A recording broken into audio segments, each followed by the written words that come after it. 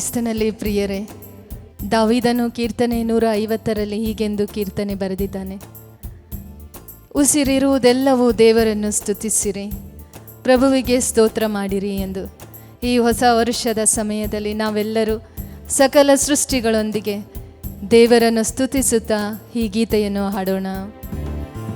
ಸೃಷ್ಟಿಗಳೇ ಸ್ತುತಿ ಹಾಡಿರಿ, ದೇವರ ಹರಸಿರಿ, ಇಹ ಪರಮಹಿಮೆ ತುಂಬಿರುವ ನಿತ್ಯ ಯೇಸುವ ಸ್ತುತಿಸಿರಿ, ನಿತ್ಯ ಯೇಸುವ ಸ್ತುತಿಸಿರಿ. ಸೃಷ್ಟಿಗಳೇ ಸ್ತುತಿ ಹಾಡಿರಿ, ದೇವರ ಹರಸಿರಿ, ಇಹ ಪರಮಹಿಮೆ ತುಂಬಿರುವ ನಿತ್ಯ ಯೇಸುವ ಸ್ತುತಿಸಿರಿ, ನಿತ್ಯ ಯೇಸುವ ಸ್ತುತಿಸಿರಿ. ಕೀರ್ತನೆ 148. ದಾವೀದನು ಹೇಳ್ತಾನೆ, ದೇವದೂತರುಗಳೇ, ಆಗಸವೇ, ಪರ್ವತವೇ, ಜಲರಾಶಿಗಳನ್ನು ನೀನು ಸ್ತುತಿಸು. ನಾವು ಸಹ ಈ ಸೃಷ್ಟಿಗಳೊಡನೆ ಸೇರಿ ಪೂರ್ಣ ಹೃದಯದಿಂದ, ಪೂರ್ಣ ಶಕ್ತಿಯಿಂದ, ಪೂರ್ಣ ಆತ್ಮದಿಂದ ಈ ಹೊಸ ವರ್ಷವನ್ನು ಕರುಣಿಸಿದ ದೇವರಿಗೆ ಕೃತಜ್ಞತೆಯಿಂದ ಈ ಗೀತೆಗಳ ಸಾಲುಗಳನ್ನು ಹಾಡೋಣ. ದೇವರ ದೂತರೇ ಆಗಸವೇ, ದೇವರ ಹರಸಿರಿ, ದೇವರ ದೂತರೇ ಆಗಸವೇ, ದೇವರ ಹರಸಿರಿ, ಪರ್ವತವೇ, ಜಲರಾಶಿಗಳೇ, ನಿತ್ಯ ಯೇಸುವ ಸ್ತುತಿಸಿರಿ, ಪರ್ವತವೇ, ಜಲರಾಶಿಗಳೇ, ನಿತ್ಯ ಯೇಸುವ ಸ್ತುತಿಸಿರಿ. ಸೃಷ್ಟಿಗಳೇ ಸ್ತುತಿ ಹಾಡಿರಿ, ದೇವರ ಹರಸಿರಿ, ಇಹ ಪರಮಹಿಮೆ ತುಂಬಿರುವ ನಿತ್ಯ ಯೇಸುವ ಸ್ತುತಿಸಿರಿ, ನಿತ್ಯ ಯೇಸುವ ಸ್ತುತಿಸಿರಿ. ಮಿನುಗುವ ತಾರಾ ಸಂಕುಲವೇ, ಮಂಜೆ ಮಳೆಯೇ, ಮಾರುತವೇ, ದೇವರ ಸಕಲ ಸೃಷ್ಟಿಗಳೇ, ದೇವರು ಕೊಟ್ಟ ಈ ಹೊಸ ವರುಷಕ್ಕಾಗಿ ಸಂತೋಷದಿಂದ ಸಕಲ ಸೃಷ್ಟಿಗಳೊಂದಿಗೆ ಕರಗಳ ತಟ್ಟುತ್ತಾ ನಾವು ಒಂದಾಗಿ ಹಾಡೋಣ. ಮಿನುಗುವ ತಾರಾ ಸಂಕುಲವೇ, ದೇವರ ಹರಸಿರಿ, ಮಿನುಗುವ ತಾರಾ ಸಂಕುಲವೇ, ದೇವರ ಹರಸಿರಿ, ಮಂಜೆ ಮಳೆ ಮಾರುತವೇ, ನಿತ್ಯ ಯೇಸುವ ಸ್ತುತಿಸಿರಿ, ಮಂಜೆ ಮಳೆ ಮಾರುತವೇ, ನಿತ್ಯ ಯೇಸುವ ಸ್ತುತಿಸಿರಿ.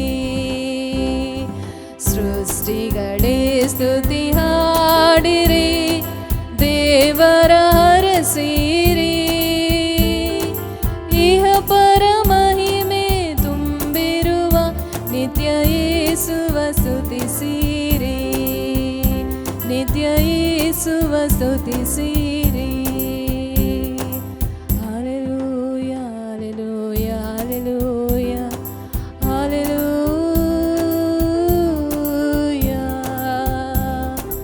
ಯೇಸುವೇ. ಆತ್ಮೀಯರೇ, ಕೀರ್ತನೆಗಾರನು ಕೀರ್ತನೆಯಲ್ಲಿ 104ನೇ ವಚನದಲ್ಲಿ ಪ್ರಭುವಿನ ಗೃಹದಾರವನ್ನು, ದೇವಾಲಯವನ್ನು ಪ್ರವೇಶಿಸಿರಿ ಧನ್ಯವಾದದೊಂದಿಗೆ, ಆತನ ಆವರಣದಲ್ಲಿ ಸಲ್ಲಿಸಿರಿ ಸ್ತುತಿ ಸ್ತೋತ್ರಗಳನ್ನು, ಆತನ ನಾಮವನ್ನು ಕೊಂಡಾಡಿರಿ ಉಪಕಾರ ಸ್ಮರಣೆಯೊಂದಿಗೆ ಎಂಬುದಾಗಿ ಬರೆಯುತ್ತಾನೆ. ಕಳೆದ ವರ್ಷ 2024 ದೇವರು ನಮಗೆ ಮಾಡಿದ ಎಲ್ಲ ಉಪಕಾರಗಳನ್ನು ಸ್ಮರಿಸುತ್ತಾ ದೇವರೇ ನಿಮಗೆ ಕೃತಜ್ಞತೆ ಎಂದು ಹೇಳೋಣ. ಮುಂದಿನ ವರ್ಷದಲ್ಲಿ ದೇವರು ನಮಗೆ ಸುರಿಸುವ ಎಲ್ಲ ವರದಾನಗಳಿಗಾಗಿ ಹೃದಯದಿಂದ ಕೃತಜ್ಞತೆ ಸಲ್ಲಿಸುತ್ತಾ ಒಂದಾಗಿ ಸೇರಿ ಈ ವಂದನಾ ಗೀತೆಯನ್ನು ನಾವು ಹಾಡೋಣ. धन्यवाद के साथ स्तुति गाऊंगा मेरे यीशु मेरे खुदा, उपकार तेरा है बेशुमार, कोटि कोटि स्तुति धन्यवाद। ಧನ್ಯವಾದ ದೇ ಸ್ತುತಿ ಹಾಡುವೆ ನನ್ನ ಪ್ರಿಯ ರಾಜನೇ, ಉಪಕಾರ ಬಹಳ ನಿಮ್ಮದು, ಕೋಟಿ ಕೋಟಿ ಸ್ತುತಿ ವಂದನೆ. ಯೋಗ್ಯತೆಗೆ ಮೀರಿ ನಮ್ಮನ್ನು ಆಶೀರ್ವದಿಸಿದೆ ದೇವ. ನಿಮ್ಮ ಎಲ್ಲ ಉಪಕಾರಗಳಿಗೆ ನಾನು ಆಭಾರಿಯಾಗಿದ್ದೇನೆ. ತಂದೆಯಾದ ದೇವರೇ, ನಾನು ಕೇಳಿದ್ದಕ್ಕಿಂತ ಹೆಚ್ಚಾಗಿ ಯೇಸುವಿನ ಮೂಲಕ ನೀವು ಅನುಗ್ರಹಿಸಿದಿರಿ ಅನುಗ್ರಹಗಳನ್ನು. ಪರಿಶುದ್ಧಾತ್ಮರ ಆ ಅನ್ಯೋನ್ಯತೆಗೆ ನಮ್ಮ ಹೃದಯದಿಂದ ನಿಮಗೆ ಕೃತಜ್ಞತೆ.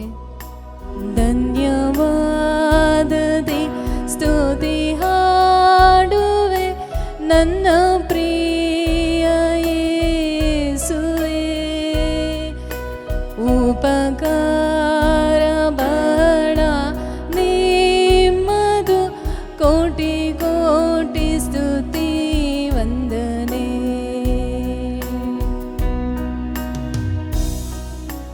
ತಂದೆಯಾದ ದೇವರೇ, ಯೇಸುವೆ ನೀವೇ ಸತ್ಯ ಜೀವವಾಗಿದ್ದೀರಿ. ನಿಮ್ಮಲ್ಲೇ ನಾನು ಭರವಸೆ ಇಟ್ಟಿದ್ದೇನೆ. ನಿಮಗಾಗಿ ಸೇವೆ ಮಾಡಿ ನಿಮ್ಮಿಂದ ಪ್ರತಿಫಲವ ನಾನು ನೋಡುತ್ತಿರುವೆ. ಈ ವರ್ಷದಲ್ಲಿ ನೀವು ಮಾಡಿದ ಎಲ್ಲ ಉಪಕಾರಗಳಿಗಾಗಿ ತಂದೆಯಾದ ದೇವರೇ, ಪ್ರೀತಿಯ ಯೇಸುವೆ, ಪರಿಶುದ್ಧ ಆತ್ಮರೇ, ನಿಮಗೆ ಕೋಟಿ ಕೋಟಿ ವಂದನೆ, ಕೃತಜ್ಞತೆ. അർഹിക്കാത്ത നന്മകളും എനിക്കിടും കൃപാനിധി, അർഹിക്കാത്ത നന്മകളും എനിക്കിടും കൃപാനിധി,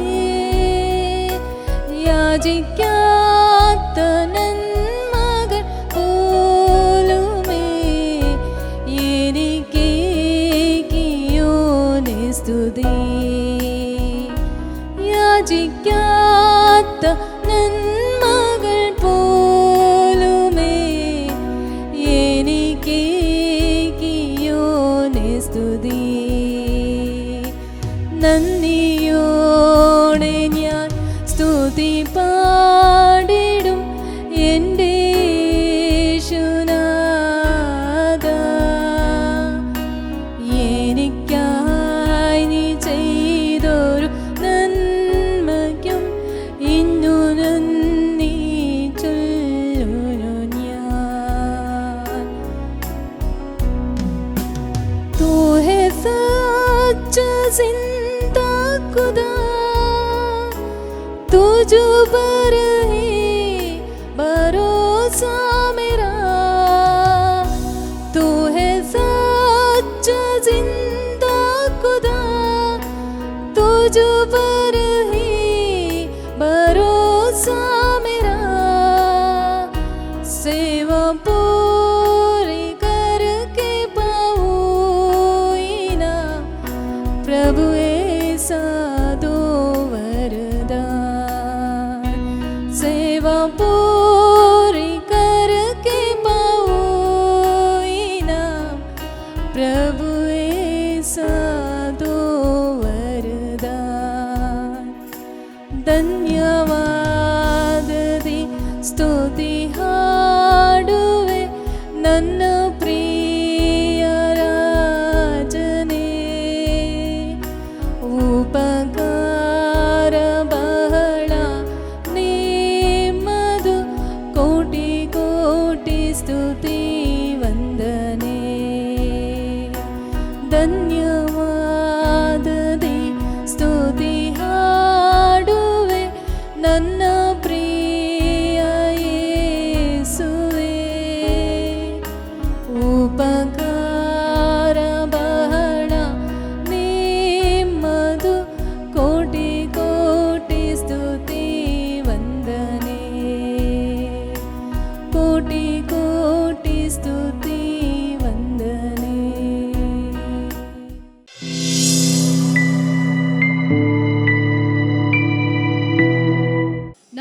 ತಂದೆಯಾದ ದೇವರಲ್ಲಿ ಬೇಡಿಕೊಳ್ಳೋಣ, ನಮ್ಮೊಡನೆ ಮಾತನಾಡಿ ಎಂಬುದಾಗಿ. not here for human word. ಮನುಷ್ಯರ ಮಾತಿಗಾಗಿ ನಾವು ಇಲ್ಲಿ ಇಲ್ಲ. We are not here to see human power. ಮನುಷ್ಯರ ಶಕ್ತಿಯನ್ನು ನೋಡಲು ಸಹ ನಾವು ಇಲ್ಲಿ ಇಲ್ಲ. We want to experience the power of God. ದೇವರ ಶಕ್ತಿಯನ್ನು ಅನುಭವಿಸಲು ನಾವು ಇಲ್ಲಿ ನೆರೆದಿದ್ದೇವೆ. When Jesus spoke a word, ಯೇಸು ಸ್ವಾಮಿ ಒಂದು ವಾಕ್ಯವನ್ನು ನುಡಿದಾಗ the sick were healed. ರೋಗಿಗಳು ಗುಣ ಹೊಂದಿದರು. The paralyzed got up and walked. ಪಾರ್ಶ್ವವಾಯು ರೋಗಿಯು ಎದ್ದು ನಿಂತು ನಡೆದರು. Those who were possessed were set free. ದೆವ್ವ ಪೀಡಿತರಾದವರು ಬಿಡುಗಡೆ ಹೊಂದಿದರು. Violent storms were still. ಬಿರುಗಾಳಿಯು ನಿಂತು ಹೋಯಿತು. And today, as we are standing before God, ಇಂದು ನಾವು ದೇವರ ಸನ್ನಿಧಿಯಲ್ಲಿ ನಿಂತಿರುವಾಗ let us tell the Lord, Lord, I want to hear your word. ದೇವರೇ ಕರ್ತನೆ, ನಾನು ನಿಮ್ಮ ಧ್ವನಿಯನ್ನು ನಾನು ಆಲಿಸಬೇಕು ಎಂಬುದಾಗಿ ಹೇಳಿರಿ. Your word over my life. ನನ್ನ ಜೀವನದಲ್ಲಿ ನಿಮ್ಮ ಮಾತನ್ನು ನುಡಿಯನ್ನು ನುಡಿಯಿರಿ ಎಂಬುದಾಗಿ ಕೇಳಿಕೊಳ್ಳೋಣ. Raise our hands and praise the Lord. ನಮ್ಮ ಕರಗಳನ್ನು ಎತ್ತಿಕೊಂಡು ದೇವರನ್ನು ಸ್ತುತಿಸೋಣ. Praise the Lord. ಫ್ರೀಯಾಗಿ ನಾವು ಗಟ್ಟಿ ಸ್ವರದಿಂದ ಸ್ತುತಿಸೋಣ. ಹಾಲೆಲೂಯ, ಹಾಲೆಲೂಯ, ಹಾಲೆಲೂಯ, ಹಾಲೆಲೂಯ, ಯೇಸುವೇ ವಂದನೆ, hallelujah,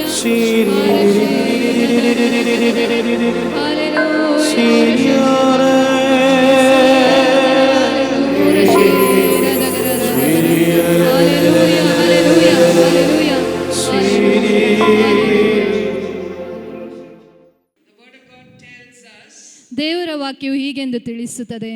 in Hebrews chapter 12 verse 29. ಇಬ್ರಿಯರಿಗೆ ಬರೆದ ಪತ್ರ 12ನೇ ಅಧ್ಯಾಯದ 29ನೇ ವಚನದಲ್ಲಿ ಹೀಗೆ ಹೇಳುತ್ತದೆ, That our God is a consuming fire. ನಮ್ಮ ದೇವರು ದಹಿಸುವ ಅಗ್ನಿಯಾಗಿದ್ದಾರೆ.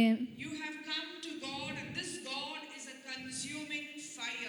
ನೀವು ಇಂದು ಈ ದೇವರ ಬಳಿ ಬಂದಿದ್ದೀರಿ. ನಮ್ಮ ದೇವರು ದಹಿಸುವ ಅಗ್ನಿಯಾಗಿದ್ದಾರೆ. What is the meaning of a consuming fire? ದಹಿಸುವ ಅಗ್ನಿ ಎಂಬ ಪದದ ಅರ್ಥವೇನು? Some years ago, ಕೆಲವು ವರ್ಷಗಳ ಹಿಂದೆ in a one little apartment, ಒಂದು ಅಪಾರ್ಟ್ಮೆಂಟ್ನಲ್ಲಿ in the kitchen there was a fire. ಅಡುಗೆ ಮನೆಯಲ್ಲಿ ಬೆಂಕಿಯಾಯಿತು. But something happened. ಒಂದು ಸಂಭವಿಸಿತು. This apartment was in a 20-story building. ಈ 20 ಮಹಡಿಯ apartment In a few minutes, ಕೆಲವೇ ನಿಮಿಷಗಳಲ್ಲಿ even before the fire services could come, ಬೆಂಕಿ ಸೇವೆ ಮಾಡುತ್ತಿರುವ ಅವರು ಬರುವ ಮುಂಚೆಯೇ 13 stories of the building were turned into ash. 13 ಮಹಡಿಯು ಬೂದಿಯಾಗಿ ಭಸ್ಮವಾಯಿತು. A consuming fire is a powerful fire. ದಹಿಸುವ ಅಗ್ನಿಯು ಒಂದು ಶಕ್ತಿಯುಳ್ಳ ಅಗ್ನಿಯಾಗಿದೆ. God is telling us that our God is a consuming fire. ದೇವರ ವಾಕ್ಯ ತಿಳಿಸುತ್ತದೆ, ನಮ್ಮ ದೇವರು ದಹಿಸುವ ಅಗ್ನಿಯಾಗಿದ್ದಾರೆ. God is a God who will not destroy our life. ಆದರೆ ದೇವರು ನಮ್ಮ ಜೀವಿತವನ್ನು ನಾಶ ಮಾಡುವವರಲ್ಲ. He will destroy the powers of sin that is there in our life. ಆದರೆ ನಮ್ಮ ಜೀವಿತದಲ್ಲಿರುವ ಪಾಪದ ಶಕ್ತಿಯನ್ನು ಅವರು ನಾಶಪಡಿಸುತ್ತಾರೆ. Power of sadness could be a fire in your life. ದುಃಖದ ಒಂದು ಜೀವಿತವನ್ನು ಅವರು ನಾಶ ಮಾಡುತ್ತಾರೆ. You are all the time sad. ನಮ್ಮ ಜೀವಿತದಲ್ಲಿ ಎಲ್ಲ ಸಮಯದಲ್ಲಿ ನಾವು ದುಃಖಿತರಾಗುತ್ತೇವೆ. Maybe you lost your father, you lost your mother. ಒಂದು ವೇಳೆ ನಿನ್ನ ತಂದೆ ತಾಯಿಯನ್ನು ನೀನು ಕಳೆದುಕೊಂಡಿರಬಹುದು. Still sadness. ಆ ದುಃಖವು, ಆ ನೋವು, Something went wrong in your marriage. ಮದುವೆಯಲ್ಲಿ ನಡೆದ ಅನೇಕ ಅಡೆತಡೆಗಳು Someone cheated you. ನಮ್ಮನ್ನು ಮೋಸಗೊಳಿಸಿರಬಹುದು. There is so much of fire, depression and sadness in you.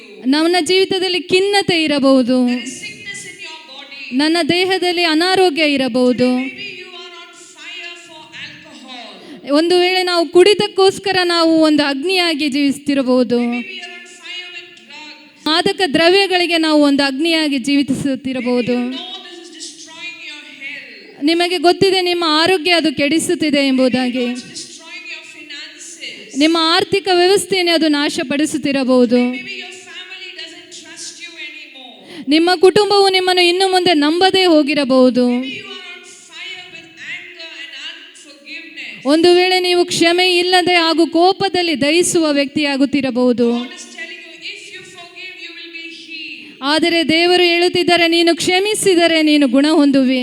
If you forgive, whatever you ask in prayer will be given to you. ನೀನು ಕ್ಷಮಿಸಿ ಪ್ರಾರ್ಥಿಸಿದರೆ ನೀನು ಕೇಳುವ ಪ್ರತಿಯೊಂದನ್ನು ನೆರವೇರಿಸುತ್ತೇನೆ ಎನ್ನುತ್ತಾರೆ. You are sitting over there and saying, I can never forgive my husband, I can never forgive my ನೀವು ಅಲ್ಲಿ ಕುಳಿತು ಯೋಚಿಸುತ್ತಿರಬಹುದು, ನಾನು ನನ್ನ ಹೆಂಡತಿಯನ್ನು ನನ್ನ ಗಂಡನನ್ನು ನಾನು ಕ್ಷಮಿಸದೆ ಹೋಗುತ್ತಿರಬಹುದು ಎಂಬ. Today there could be a fire in our life that is preventing us from living life in all its fullness. ನಾವು ಇಂದು ಸಂಪೂರ್ಣವಾಗಿ ಜೀವಿಸಲು ಆಗದೇ ಇರುವಂತ ಬೆಂಕಿ ನಮ್ಮನ್ನು ಕಾಡಿಸುತ್ತಿರಬಹುದು. Maybe someone in your family is suffering because they are destroyed by a fire. ನೀವು ಈ ರೀತಿಯಾದ ಅಗ್ನಿಯಿಂದ ನಿಮ್ಮ ಜೀವಿತದಲ್ಲಿ ನೀವು ನಾಶ ಹೊಂದಿ ಬೇರೆಯವರು ನಿಮ್ಮಿಂದಾಗಿ ಕುಂದಿ ಹೋಗಿರಬಹುದು. And it is only the Lord God who can save us from every fire of sin and sadness. ಕೇವಲ ದೇವರು ಮಾತ್ರವೇ ನಿನ್ನ ಜೀವಿತದಲ್ಲಿ ಪಾಪದಿಂದ ಹಾಗೂ ಖಿನ್ನತೆಯಿಂದ ದುಃಖದಿಂದ ಬಿಡುಗಡೆ ಕೊಡುವವರು. You have come here for this retreat. ನೀವು ಈ ಧ್ಯಾನ ಕೇಂದ್ರಕ್ಕೆ ಬಂದಿರಬಹುದು. And Jesus tells us clearly. ಯೇಸು ಸ್ವಾಮಿ ನಿಮಗೆ ಸ್ಪಷ್ಟವಾಗಿ ತಿಳಿಸುತ್ತಾರೆ. John chapter 6 verse 44. ಯೋಹಾನನ 6:44 ವಚನದಲ್ಲಿ, Not one of you can come into my presence unless you have been brought by the Lord God. ನನ್ನ ಪಿತನ ಸೆಳೆಯದ ಹೊರತು ನಿಮ್ಮಲ್ಲಿ ಯಾರು ಒಬ್ಬರು ನನ್ನ ಬಳಿಗೆ ಬರಲು ಸಾಧ್ಯವಿಲ್ಲವೆಂದು ಯೇಸು ತಿಳಿಸುತ್ತಾರೆ. And Jesus says, because you have been brought by God the Father, He will not send you back empty-handed. ಪಿತ ದೇವರು ಕರೆದು ತಂದಿರುವುದರಿಂದ ನಿಮ್ಮನ್ನು ಬರೀ ಕೈಯಲ್ಲಿ ಕಳಿಸುವುದಿಲ್ಲ ಎಂದು ಯೇಸು ಸ್ವಾಮಿ ನಮಗೆ ತಿಳಿಸುತ್ತಾರೆ. Whatever the problem you have come here with, ಯಾವುದೇ ಸಮಸ್ಯೆಯಿಂದ ನೀನು ಇಂದು ಈ ಸ್ಥಳದಲ್ಲಿ ಬಂದಿರಬಹುದು. for you it could be a big problem. ನಿಮಗೆ ಅದು ದೊಡ್ಡ ಸಮಸ್ಯೆ ಆಗಿರಬಹುದು. You may have surrendered to that problem. ಆ ಸಮಸ್ಯೆಯನ್ನು ನೀನು ಶರಣಾಗಿಸಬೇಕು. Today you could be thinking you are still living in the past. ನೀವು ಇಂದು ಯೋಚಿಸಬಹುದು, ನಾನು ಇನ್ನು ನನ್ನ ಹಳೆಯ ಜೀವಿತದಲ್ಲಿ ಜೀವಿಸುತ್ತಿದ್ದೇನೆ. Someone did evil to you, you are still living in a loss. ನಿನಗೆ ಯಾರೋ ಒಬ್ಬರು ಕೆಟ್ಟದಾಗಿ ಮಾಡಿದ್ದಾರೆ, ಅದರಿಂದ ನಾನು ಸೋಲಿನಲ್ಲಿ ಜೀವಿಸುತ್ತಿರುತ್ತೇನೆ ಎಂದು Today ಭಾವಿಸುತ್ತೇನೆ. you could be on fire with sin in your eyes. ನನ್ನ ಕಣ್ಣುಗಳ ಒಂದು ಪಾಪದಿಂದ ನಾನು ಆ ಅಗ್ನಿಯಲ್ಲಿ ಜೀವಿಸುತ್ತಿದ್ದೇನೆ. You could be having sin in your heart. ನಿನ್ನ ಹೃದಯದಲ್ಲಿ ಪಾಪವಿರಬಹುದು. But here is a God who is saying, I will not send you back empty-handed. ಆದರೆ ನಮ್ಮ ದೇವರು ತಿಳಿಸುತ್ತಿದ್ದಾರೆ, ನಿಮ್ಮನ್ನು ನಾನು ಬರಿಗೈಯಲ್ಲಿ ಕಳಿಸುವುದಿಲ್ಲ. He is a consuming fire. ನಮ್ಮ ದೇವರು ದಹಿಸುವ ಅಗ್ನಿಯಾಗಿದ್ದಾರೆ. And this is why Jesus came. ಆದುದಕ್ಕಾಗಿಯೇ ಯೇಸು ಸ್ವಾಮಿ ಈ ಲೋಕಕ್ಕೆ Jesus ಬಂದಿರುವುದು. came to this world that He can set our lives on fire. ನಮ್ಮ ಜೀವಿತವನ್ನು ಒಂದು ಅಗ್ನಿ ಬೆಂಕಿಯಂತೆ ಮಾಡುವುದಕ್ಕಾಗಿ ಈ ಲೋಕಕ್ಕೆ ಯೇಸು ಸ್ವಾಮಿ ಬಂದಿದ್ದಾರೆ. Matthew chapter 3 verse 11. ಮತ್ತಾಯನು ಬರೆದ ಶುಭ ಸಂದೇಶ 3ನೇ ಅಧ್ಯಾಯದ 11ನೇ ವಚನದಲ್ಲಿ ನೋಡುತ್ತೇವೆ. Jesus says, I have come to baptize you with the Holy Spirit and with fire. ಯೇಸು ಸ್ವಾಮಿ ತಿಳಿಸುತ್ತಾರೆ, ನಾನು ನಿಮ್ಮನ್ನು ಪರಿಶುದ್ಧಾತ್ಮರಿಂದ ಬೆಂಕಿಯಿಂದ ಸ್ನಾನ ದೀಕ್ಷೆ ಮಾಡಲು ಬಂದಿದ್ದೇನೆ. If you don't open your life to the fire of God, you will be destroyed by the fire of Satan. ದೇವರ ಅಗ್ನಿಗೆ ನಿಮ್ಮನ್ನು ನೀವು ತೆರೆದು ಕೊಡದೆ ಹೋದರೆ ಸೈತಾನನ ಬೆಂಕಿಯಿಂದ ನೀವು ನಾಶಪಡಿಸಲ್ಪಡುತ್ತೀರಿ. And this fire is the Holy Spirit. ಈ ಒಂದು ಬೆಂಕಿ ಅಗ್ನಿಯು ಪರಿಶುದ್ಧಾತ್ಮರಾಗಿದ್ದಾರೆ. Matthew chapter 3 verse 11. ಮತ್ತಾಯನು ಬರೆದ ಶುಭ ಸಂದೇಶ 3ನೇ ಅಧ್ಯಾಯ 11ನೇ ವಚನ. You must pray with this word of God. ಈ ಒಂದು ವಾಕ್ಯದಿಂದ ನೀವು ಪ್ರಾರ್ಥಿಸಬೇಕಾಗಿದೆ. It is a promise about why Jesus has come to your life today. ಅದು ಒಂದು ಯೇಸು ಸ್ವಾಮಿ ಯಾಕೆ ಇಂದು ನನ್ನ ಜೀವಿತದಲ್ಲಿ ಬರುತ್ತಾರೆ ಎಂಬ ಒಂದು ವಾಗ್ದಾನ ಉಳ್ಳದ್ದಾಗಿದೆ. Jesus says, I have come that you may be on fire with the Holy Spirit. ಯೇಸು ಸ್ವಾಮಿ ತಿಳಿಸುತ್ತಾರೆ, ನಾನು ಬಂದಿರುವುದು ನಿನ್ನ ಜೀವಿತವು ಒಂದು ಬೆಂಕಿಯಂತೆ ಜೀವಿಸಬೇಕು. Jesus gave his life on the cross ಯೇಸು ಸ್ವಾಮಿ ನಮಗಾಗಿ ಶಿಲುಬೆಯಲ್ಲಿ ಪ್ರಾಣತ್ಯಾಗ ಮಾಡಿದರು. so that you and I may have the Holy Spirit. ಏಕೆಂದರೆ ನಾನು ಮತ್ತು ನೀವು ಪರಿಶುದ್ಧಾತ್ಮರನ್ನು ಹೊಂದಿಕೊಳ್ಳಬೇಕು. John chapter 16 verse 7. ಯೋಹಾನನು ಬರೆದ 16ನೇ ಅಧ್ಯಾಯದ 7ನೇ ವಚನ. Jesus says, I am going to die, I am going to the Father.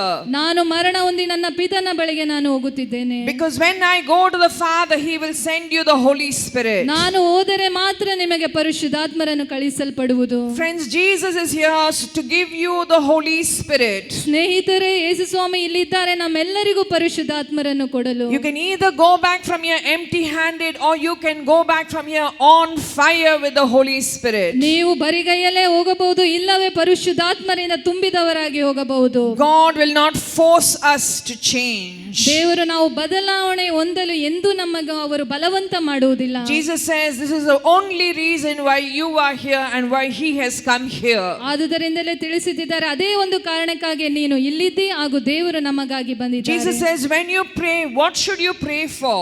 ಯೇಸು ಸ್ವಾಮಿ ತಿಳಿಸಿದ್ದಾರೆ, ನೀವು ಪ್ರಾರ್ಥಿಸುವಾಗ ಏನಕ್ಕಾಗಿ ಪ್ರಾರ್ಥಿಸಬೇಕು. Maybe we are praying, oh God, give me more money. ನಾವು ಪ್ರಾರ್ಥಿಸುತ್ತಿರಬಹುದು, ದೇವರೇ ನನಗೆ ಬಹಳ ಹಣವನ್ನು ಕೊಡಿರಿ. Oh God, give me job. ದೇವರೇ ನನಗೆ ಉದ್ಯೋಗವನ್ನು ಸುಖವನ್ನು ಕೊಡಿರಿ. Oh God, give peace in my family. ಓ ದೇವರೇ, ನನ್ನ ಕುಟುಂಬದಲ್ಲಿ ಶಾಂತಿ ಸಮಾಧಾನವನ್ನು Maybe ಕೊಡಿರಿ. you are praying for health. ಒಂದು ಆರೋಗ್ಯಕ್ಕಾಗಿ ನೀವು You are praying ಪ್ರಾರ್ಥಿಸುತ್ತಿರಬಹುದು. for your children. ನಿಮ್ಮ ಮಕ್ಕಳಿಗಾಗಿ ನೀವು ಪ್ರಾರ್ಥಿಸುತ್ತಿರಬಹುದು. When you pray for the Holy Spirit, ಯಾವಾಗ ನೀವು ಪರಿಶುದ್ಧಾತ್ಮರಿಗಾಗಿ ಪ್ರಾರ್ಥಿಸುತ್ತೀರೋ, everything else will be added unto your life. ಸಕಲವು ನಿಮಗೆ ಸೇರಿಸಿ ನಿಮ್ಮ ಜೀವಿತದಲ್ಲಿ ಕೊಡಲಾಗುವುದು. Hallelujah. Hallelujah, Hallelujah. Hallelujah, Hallelujah. Hallelujah, Hallelujah. Hallelujah. Jesus wants us to pray for the Holy Spirit. ಯೇಸು ಸ್ವಾಮಿ ನಾವು ಪರಿಶುದ್ಧಾತ್ಮರಿಗಾಗಿ ಪ್ರಾರ್ಥಿಸಬೇಕು ಎಂಬುದಾಗಿ This ಬಯಸುತ್ತಾರೆ. is the one thing that he asked the disciples. ಇದೇ ಒಂದು ವಿಷಯವನ್ನು ಅವರು ಶಿಷ್ಯರಲ್ಲಿ ಕೇಳಿಕೊಳ್ಳುತ್ತಾರೆ. Friends, we are Christians. ಸ್ನೇಹಿತರೆ, ನಾವೆಲ್ಲರೂ ಕ್ರೈಸ್ತರು. And being a Christian doesn't mean simply wearing a cross. ಕ್ರೈಸ್ತರು ಎಂದರೆ ಕೇವಲ ಶಿಲುಬೆಯನ್ನು ಧರಿಸಿಕೊಳ್ಳುವುದಲ್ಲ. Jesus tells us clearly, a disciple is a Christian. A disciple is one who prays. ಯಾರು ಪ್ರಾರ್ಥಿಸುತ್ತಾರೋ ಅವರೇ ಯೇಸುವಿನ ಶಿಷ್ಯರು. John chapter 15. ಯೋವಾನನ 15ನೇ ಅಧ್ಯಾಯ. Jesus says, if you are connected to me, I will be connected to you. ನೀನು ನನ್ನಲ್ಲಿ ನೆಲೆಗೊಂಡರೆ ನಾನು ನಿನ್ನಲ್ಲಿ ನೆಲೆಗೊಂಡಿರುವೆನು. He says, if you are connected to God, you will bear fruit in your life. ನೀನು ಯೇಸುವಿನಲ್ಲಿ ನೆಲೆಗೊಂಡಿರುವುದಾದರೆ ನೀನು ನಿನ್ನ ಜೀವಿತದಲ್ಲಿ ಫಲ ಕೊಡುವೆ. Whatever you do, there will be a blessing. ನೀನು ಏನೇ ಮಾಡಿದರೂ ಅದು ಆಶೀರ್ವದಿತ ಜೀವಿತವಾಗುತ್ತದೆ. But then Jesus says, if you are not connected to God, you will wither and die. ನೀನು ನನ್ನಲ್ಲಿ ನೆಲೆಗೊಳ್ಳದೆ ಹೋದರೆ ನೀನು ಒಣಗಿ ಹೋಗಿ ಸಾಯುತ್ತೀ ಎಂಬುದಾಗಿ ಯೇಸು ತಿಳಿಸುತ್ತಾರೆ. Jesus gives a beautiful example of a tree and a branch. ಯೇಸು ಸ್ವಾಮಿ ಒಂದು ಮರ ಮತ್ತು ಕೊಂಬೆಯ ಒಂದು ಉದಾಹರಣೆಯನ್ನು ಕೊಡುತ್ತಾರೆ. There in Jerusalem they had vine trees. ಜೆರುಸಲೇಮಿನಲ್ಲಿ ದ್ರಾಕ್ಷಾ ಬಳ್ಳಿಗಳಿದ್ದವು. Now we can look at any tree. ನೀವು ಇಲ್ಲಿರುವ ಮರಗಳನ್ನು ನೋಡಬಹುದು. If you cut the branch, ನೀವು ಕೊಂಬೆಯನ್ನು ಮುರಿದರೆ for some time it will be green. ಕೆಲವು ಸಮಯ ಅದು ಹಸಿರಾಗಿರುತ್ತದೆ. But after a few days the color will go. ಕೆಲವು ದಿನಗಳ ನಂತರ ಅದರ ಬಣ್ಣ It ಬದಲಾಗುತ್ತದೆ. will become very delicate. ಅದು ಒಂದು ಸೂಕ್ಷ್ಮ ವಿಷಯವಾಗುತ್ತದೆ. If you touch it, it will break. ನೀವು ಮುಟ್ಟಿದರೆ ಅದು ಮುರಿದು ಹೋಗುತ್ತದೆ. Today very many of us are broken. ನಮ್ಮಲ್ಲಿ ಅನೇಕರು ನಾವು ಮುರಿದು ಹೋಗಿದ್ದೇವೆ. We ಮನಸ್ಸಿನಲ್ಲಿ have no power in our ನಮ್ಮ life. ಜೀವಿತದಲ್ಲಿ ನಮಗೆ ಶಕ್ತಿ ಇಲ್ಲ. If anyone says anything to us, we get angry. ಯಾರಾದರೂ ನಮಗೆ ಏನಾದರೂ ಹೇಳಿದರೆ ನಮಗೆ ಕೋಪ ಬಂದು ಬಿಡುತ್ತದೆ. We have no control over our temper. ನಮ್ಮ ಕೋಪದ ಮೇಲೆ ನಮಗೆ ನಿಯಂತ್ರಣವಿಲ್ಲ. We have no control about what we eat and what we drink and what we speak. ನಾವು ಏನು ಕುಡಿಯುತ್ತೇವೆ, ಏನು ತಿನ್ನುತ್ತೇವೆ, ನಾವು ಏನು ಮಾತನಾಡುತ್ತೇವೆ ಅವುಗಳ ಮೇಲೆ ನಮಗೆ ನಿಯಂತ್ರಣವಿಲ್ಲ. We have no control over our feelings. ನಮ್ಮ ಭಾವನೆಗಳ ಮೇಲೆ ನಮಗೆ ನಿಯಂತ್ರಣವಿಲ್ಲ. Our children have gone out of control. ನಮ್ಮ ಮಕ್ಕಳು ನಮ್ಮ ನಿಯಂತ್ರಣದಲ್ಲಿ ಇಲ್ಲ. Our health is out of control. ನಮ್ಮ ಆರೋಗ್ಯ ಸಹ ನಮ್ಮ ನಿಯಂತ್ರಣದಲ್ಲಿ ಇಲ್ಲ. And this is because we have no connection with God. ಏಕೆಂದರೆ ದೇವರಿಗೆ ನನಗೆ ಒಂದು ಸಂಬಂಧವಿಲ್ಲ. Jesus told the disciples all the time, you must pray. ಆದುದರಿಂದ ಯೇಸು ಸ್ವಾಮಿ ತಿಳಿಸುತ್ತಾರೆ, ನೀವು ಯಾವಾಗಲೂ ಪ್ರಾರ್ಥಿಸಬೇಕು ಎಂಬುದಾಗಿ. This is the last request that Jesus made to the disciples. ತಮ್ಮ ಶಿಷ್ಯರಿಗೆ ಕೊಟ್ಟ ಕೊನೆಯ ಒಂದು ವಿನಂತಿ ಏನೆಂದರೆ ನೀವು ಪ್ರಾರ್ಥಿಸಿರಿ. Matthew chapter 26 verse 41. ಮತ್ತಾಯನು ಬರೆದ 26ನೇ ಅಧ್ಯಾಯದ 41ನೇ ವಚನ. The last request Jesus made to his three closest disciples. ತಮ್ಮ ಆಪ್ತ ಶಿಷ್ಯರಿಗೆ ಯೇಸು ಕೊಟ್ಟ ಒಂದು ಕೊನೆಯ ವಿನಂತಿ. He said, wait and pray so that when troubles comes and trials comes, you will not be destroyed. ಕಾದು ನೀವು ಪ್ರಾರ್ಥಿಸಿರಿ, ಆಗ ಯಾವಾಗ ಕಷ್ಟ ಬರುತ್ತದೋ ನೀವು ನಾಶವಾಗುವುದಿಲ್ಲ.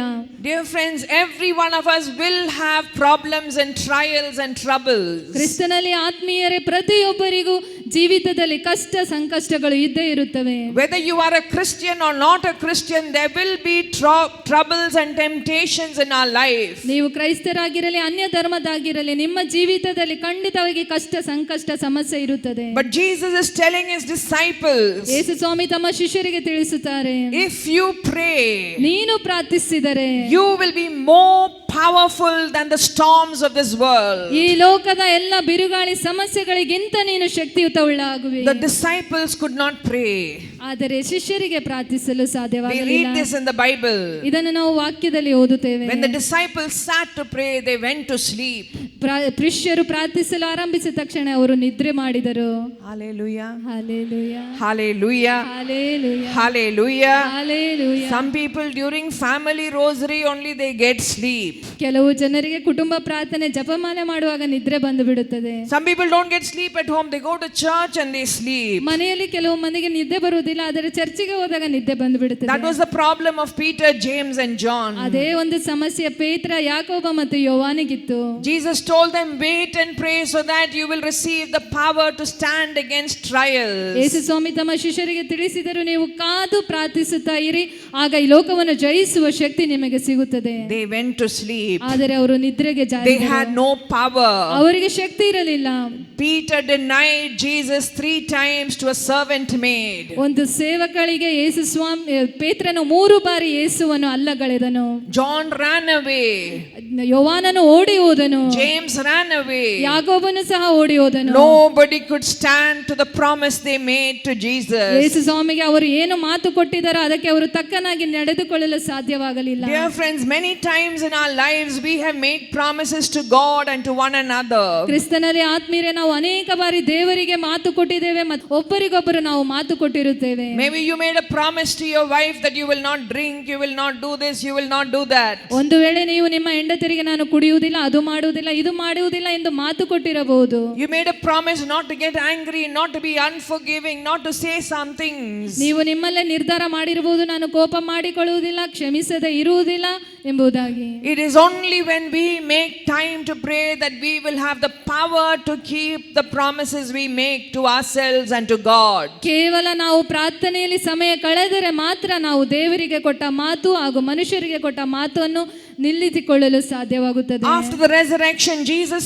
came to the disciples. ಪುನರುತ್ಥಾನದ ನಂತರ ಯೇಸು ಸ್ವಾಮಿ ಶಿಷ್ಯರ ಬಳಿಗೆ ಬಂದರು. And he told the disciples, you will be my witnesses to the ends of the earth. ಶಿಷ್ಯರಿಗೆ ಯೇಸು ಸ್ವಾಮಿ ತಿಳಿಸಿದರು, ಈ ಲೋಕದ ಭೂಲೋಕದ ಕಟ್ಟ ಕಡೆಯವರೆಗೂ ನೀವು ನನಗೆ ಸಾಕ್ಷಿಗಳಾಗಿರುವಿರಿ. What is the meaning of witness? ಸಾಕ್ಷಿ ಎಂಬುದರ ಅರ್ಥವೇನು? When people look at the disciples, they will know these people are living in the power of God. ಯಾವಾಗ ಜನರು ಶಿಷ್ಯರನ್ನು ನೋಡಿದರೋ ಅವರಿಗೆ ಅರಿತು ಹೋಯಿತು, ಈ ಜನರು ದೇವರ ಶಕ್ತಿಯಿಂದ ಜೀವಿಸುತ್ತಿದ್ದಾರೆ ಎಂಬುದಾಗಿ. When the people of the world look at a Christian, they should know that God is alive. ಯಾವಾಗ ಈ ಲೋಕದ ಜನರು ಕ್ರೈಸ್ತರನ್ನು ನೋಡುತ್ತಾರೋ ಅವರು ತಿಳಿದುಕೊಳ್ಳಬೇಕು, ದೇವರೇ ಈ ಕ್ರೈಸ್ತ ಜನರ ಜೀವನವಾಗಿದ್ದಾರೆ. When Jesus told this to the disciples that you will be my witnesses to the ends of the earth, they were shocked.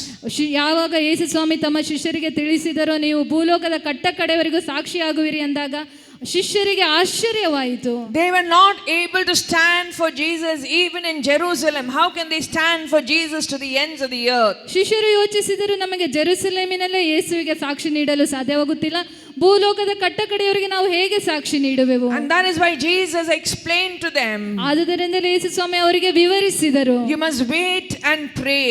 ನೀವು ಕಾದು ಪ್ರಾರ್ಥಿಸಬೇಕೆಂದು ಶಿಷ್ಯರಿಗೆ When you ತಿಳಿಸಿದರು. pray, you will receive the Holy Spirit. ನೀನು ಪ್ರಾರ್ಥಿಸುವಾಗ ಪರಿಶುದ್ಧಾತ್ಮರನ್ನು ಹೊಂದಿಕೊಳ್ಳುವೆ. When you receive the Holy Spirit, you will be my witnesses. ನೀವು ಪರಿಶುದ್ಧಾತ್ಮರನ್ನು ಹೊಂದುವಾಗ ನೀವು ನನಗೆ ಸಾಕ್ಷಿಗಳಾಗುವಿರಿ. The key to the Holy Spirit is to make time for prayer. ಪರಿಶುದ್ಧಾತ್ಮರನ್ನು ಹೊಂದಿಕೊಳ್ಳಬೇಕಾ ರಹಸ್ಯವೆಂದರೆ ನೀನು ಕಾದು ಪ್ರಾರ್ಥಿಸಬೇಕು. Acts chapter 2. ಪ್ರೇಷಿತರ ಕಾರ್ಯಕಲಾಪ The Acts of the Apostles is known as the book of the Holy Spirit. ಪ್ರೇಷಿತರ ಕಾರ್ಯಕಲಾಪವು ಪರಿಶುದ್ಧಾತ್ಮರ ಪುಸ್ತಕ ಎಂಬುದಾಗಿ ಪರಿಗಣಿಸಲ್ಪಟ್ಟಿದೆ. But it is also the book that shows us what was the life of the disciples. ಅಲ್ಲದೆ ಈ ಪ್ರೇಷಿತರ ಕಾರ್ಯಕಲಾಪವು ಶಿಷ್ಯರ ಜೀವಿತವನ್ನು ಸಹ ನಮಗೆ ತೋರಿಸಿಕೊಡುತ್ತದೆ. Acts chapter 2, it says the disciples were waiting and praying with Mother Mary. ಪ್ರೇಷಿತರ ಕಾರ್ಯಕಲಾಪ ಅಧ್ಯಾಯ 2ರಲ್ಲಿ ತಿಳಿಸುತ್ತದೆ, ಶಿಷ್ಯರು ಮಾತೆ ಮರಿಯಮ್ಮನವರೊಂದಿಗೆ ಕಾದು ಪ್ರಾರ್ಥಿಸುತ್ತಿದ್ದರು. And on the 50th day, the Pentecost, they were filled with the Holy Spirit. ಪಂಚಾಶತಮ ದಿನ ಪ್ರತಿಯೊಬ್ಬರು ಪರಿಶುದ್ಧಾತ್ಮರಿಂದ ತುಂಬಿಸಲ್ಪಟ್ಟರು. Before that, they had so much of fear.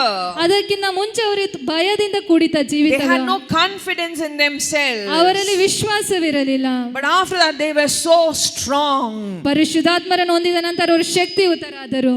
Peter denied Jesus to a servant maid before he received the Holy Spirit. ಪರಿಶುದ್ಧಾತ್ಮರನ್ನು ಹೊಂದುವ ಮುಂದೆ ಪೇತ್ರನು 3 ಬಾರಿ ಸೇವಕಿಯ ಮುಂದೆ ಯೇಸುವನ್ನು ಅಲ್ಲಗಳೆದನು. After he received the Holy Spirit, he went out and he preached, and in his first homily, his first speech, 3,000 people repented and turned to Jesus. ಆದರೆ ಪೇತ್ರನು ಪರಿಶುದ್ಧಾತ್ಮರನ್ನು ಹೊಂದಿದ ನಂತರದ ಮೊದಲನೆಯ ಭಾಷಣದಲ್ಲಿಯೇ ಅವನು 3,000 ಮಂದಿ ಪಶ್ಚಾತ್ತಾಪಪಟ್ಟು ಮನ ತಿರುಗಿದರು. Today we can be wondering, I am giving 3,000 advices to my husband, to my wife, to my children. Nobody is listening to me. ನಾವು ಯೋಚಿಸುತ್ತಿರಬಹುದು, ನಾನು ಹೆಂಡತಿಗೆ ಮಕ್ಕಳಿಗೆ ಬುದ್ಧಿವಾದ ಹೇಳಿದರೂ ಸಹ ಅವರು ಮನ ತಿರುಗುತ್ತಿಲ್ಲ. We are angry with all those who do not believe us and who do not listen to us. ನಮ್ಮ ಮಾತು ಕೇಳದ, ನಮ್ಮನ್ನು ನಂಬದ ಅನೇಕ ಜನರ ಮೇಲೆ ನಮಗೆ ಕೋಪವಿರಬಹುದು. If you are filled with the Holy Spirit, ನೀನು ಪರಿಶುದ್ಧಾತ್ಮರಿಂದ ತುಂಬಿಸಲ್ಪಡುವುದಾದರೆ your words will have power. ನಿನ್ನ ಮಾತಿಗೆ ಶಕ್ತಿ ಇರುತ್ತದೆ. Hallelujah. Hallelujah, Hallelujah. Hallelujah, Hallelujah. Hallelujah, Hallelujah. Hallelujah. Dear friends, when the disciples waited in prayer, ಕ್ರಿಸ್ತನಲ್ಲಿ ಪ್ರಿಯರೇ, ನೀವು ಯಾವಾಗ ಶಿಷ್ಯರು ಕಾದು ಪ್ರಾರ್ಥಿಸಿದರೋ they became united. ಅವರು ಐಕ್ಯತೆ ಹೊಂದಿದರು. Acts chapter 4 verse 31 ಪ್ರೇಷಿತರ ಕಾರ್ಯಕಲಾಪ 4ನೇ ಅಧ್ಯಾಯ 31ನೇ ವಚನ.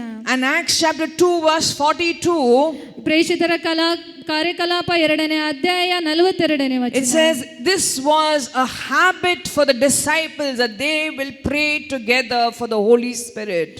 ಶಿಷ್ಯರು ಒಂದು ಐಕ್ಯತೆಯಿಂದ ಪ್ರಾರ್ಥಿಸಲು ಒಂದು ಅಭ್ಯಾಸವಾಯಿತು.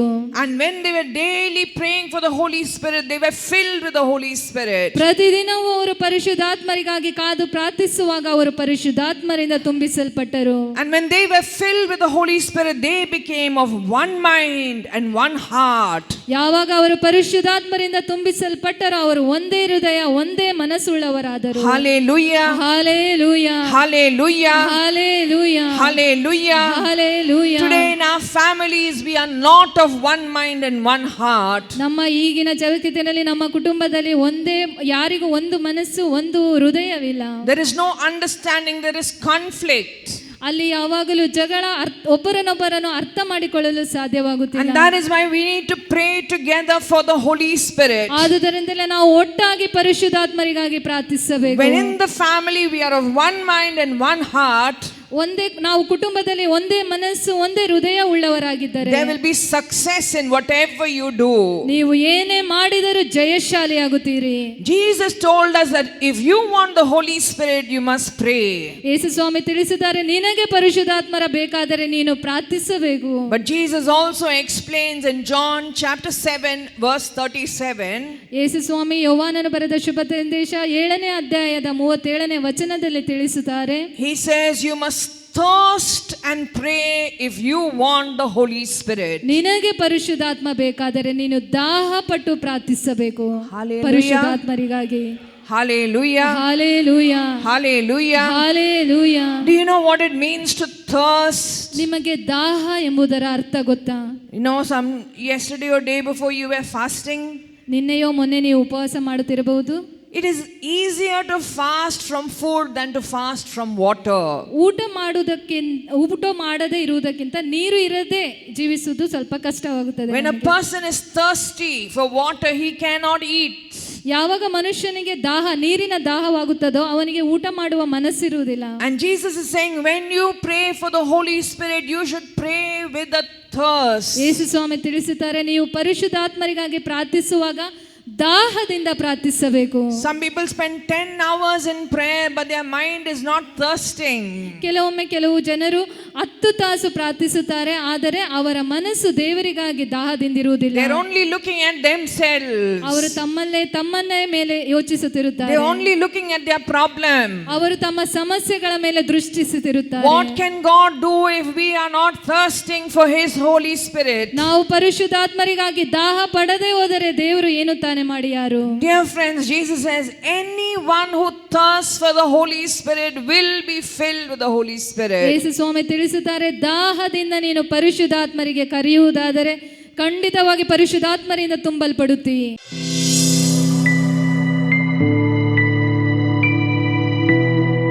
Price the Lord. ಹಲ್ಲೆಲೂಯಾ. ಯೇಸುವೇ ಸ್ತೋತ್ರ, ಯೇಸುವೇ ವಂದನೆ, ಯೇಸುವೇ ಆರಾಧನೆ. ಪ್ರಭು ಯೇಸುವಿನಲ್ಲಿ ಮೊಟ್ಟ ಮೊದಲನೆಯದಾಗಿ ನಾನು ಪಿತನಾದ ದೇವರಿಗೂ ಸುತನಾದ ಯೇಸುವಿಗೂ ಪರಿಶುದ್ಧಾತ್ಮ ದೇವರಿಗೂ ತ್ರಯೇಕ ದೇವರಿಗೆ ನನ್ನ ತುಂಬು ಹೃದಯದ ಧನ್ಯವಾದಗಳನ್ನು ಸಲ್ಲಿಸುವವನಾಗಿದ್ದೇನೆ. ಏಕೆಂದರೆ ಇವತ್ತು ಈ ಜಾಗದಲ್ಲಿ ನಾನು ನಿಂತುಕೊಂಡಿದ್ದೇನೆ, ನನ್ನ ಸಾಕ್ಷಿಯನ್ನು ಕೊಡುತ್ತಿದ್ದೇನೆ ಅಂದರೆ ಇದಕ್ಕೆ ಕಾರಣ ನನ್ನ ಯೋಗ್ಯತೆಯಲ್ಲ, ನನ್ನ ಜ್ಞಾನವಲ್ಲ, ನನ್ನ ಬಲವಲ್ಲ, ನನ್ನ ಬುದ್ಧಿಯಲ್ಲ. ದೇವರ ಕರುಣೆ, ದೇವರ ಕೃಪೆ, ದೇವರು ನನ್ನ ಮೇಲಿಟ್ಟಿರುವಂತಹ ಪ್ರೀತಿ, ದೇವರು ಒದಗಿಸಿಕೊಟ್ಟಂತಹ ಒಂದು ಸದವಕಾಶ. ಅದಕ್ಕಾಗಿ ನಾನು ನನ್ನ ದೇವರಾದ ಯೇಸುವಿಗೆ ಕೋಟಿ ಕೋಟಿ ಸ್ತೋತ್ರಗಳನ್ನು ನಾನು ಸಲ್ಲಿಸುತ್ತಿದ್ದೇನೆ. ನಾನು ಬೆಂಗಳೂರಿನ ಬಿ ಹನುಮಂತನಗರ ಯೇಸುವಿನ ಪವಿತ್ರ ಹೃದಯದ ದೇವಾಲಯಕ್ಕೆ ಸೇರಿದಂತಹ ವ್ಯಕ್ತಿ. ಇವತ್ತು ಈ ಡಿವೈನ್ ಧ್ಯಾನ ಕೇಂದ್ರದಲ್ಲಿ ಈ ಗುಡ್ ನ್ಯೂಸ್ ಚಾನಲಲ್ಲಿ ಸಾಕ್ಷ್ಯನ ನೀಡುವುದಕ್ಕೆ ದೇವರು ನನಗೆ ಕೊಟ್ಟಂಥ ಈ ಒಂದು ಸೌಭಾಗ್ಯಕ್ಕಾಗಿ ದೇವರಿಗೆ ಕೋಟಿ ಸ್ತೋತ್ರ. ನಾನು ಯೇಸು ಕ್ರಿಸ್ತರನ್ನು ಹುಟ್ಟಿನಿಂದಲೇ ತಿಳಿದಿದ್ದ ಅರಿತಿದ್ದಂತಹ ವ್ಯಕ್ತಿ ನಾನಲ್ಲ. ನಾನೀಗ ಯೇಸುವನ್ನು ಅರಿತುಕೊಂಡು ಯೇಸುವಿನಲ್ಲಿ ನಂಬಿಕೆ ಇಟ್ಟು ಯೇಸುವೇ ದೇವರೆಂಬುದಾಗಿ ತಿಳಿದುಕೊಂಡು ಈಗ ಒಂದು 18-19 ವರ್ಷಗಳು ಆಗುತ್ತಿದೆ.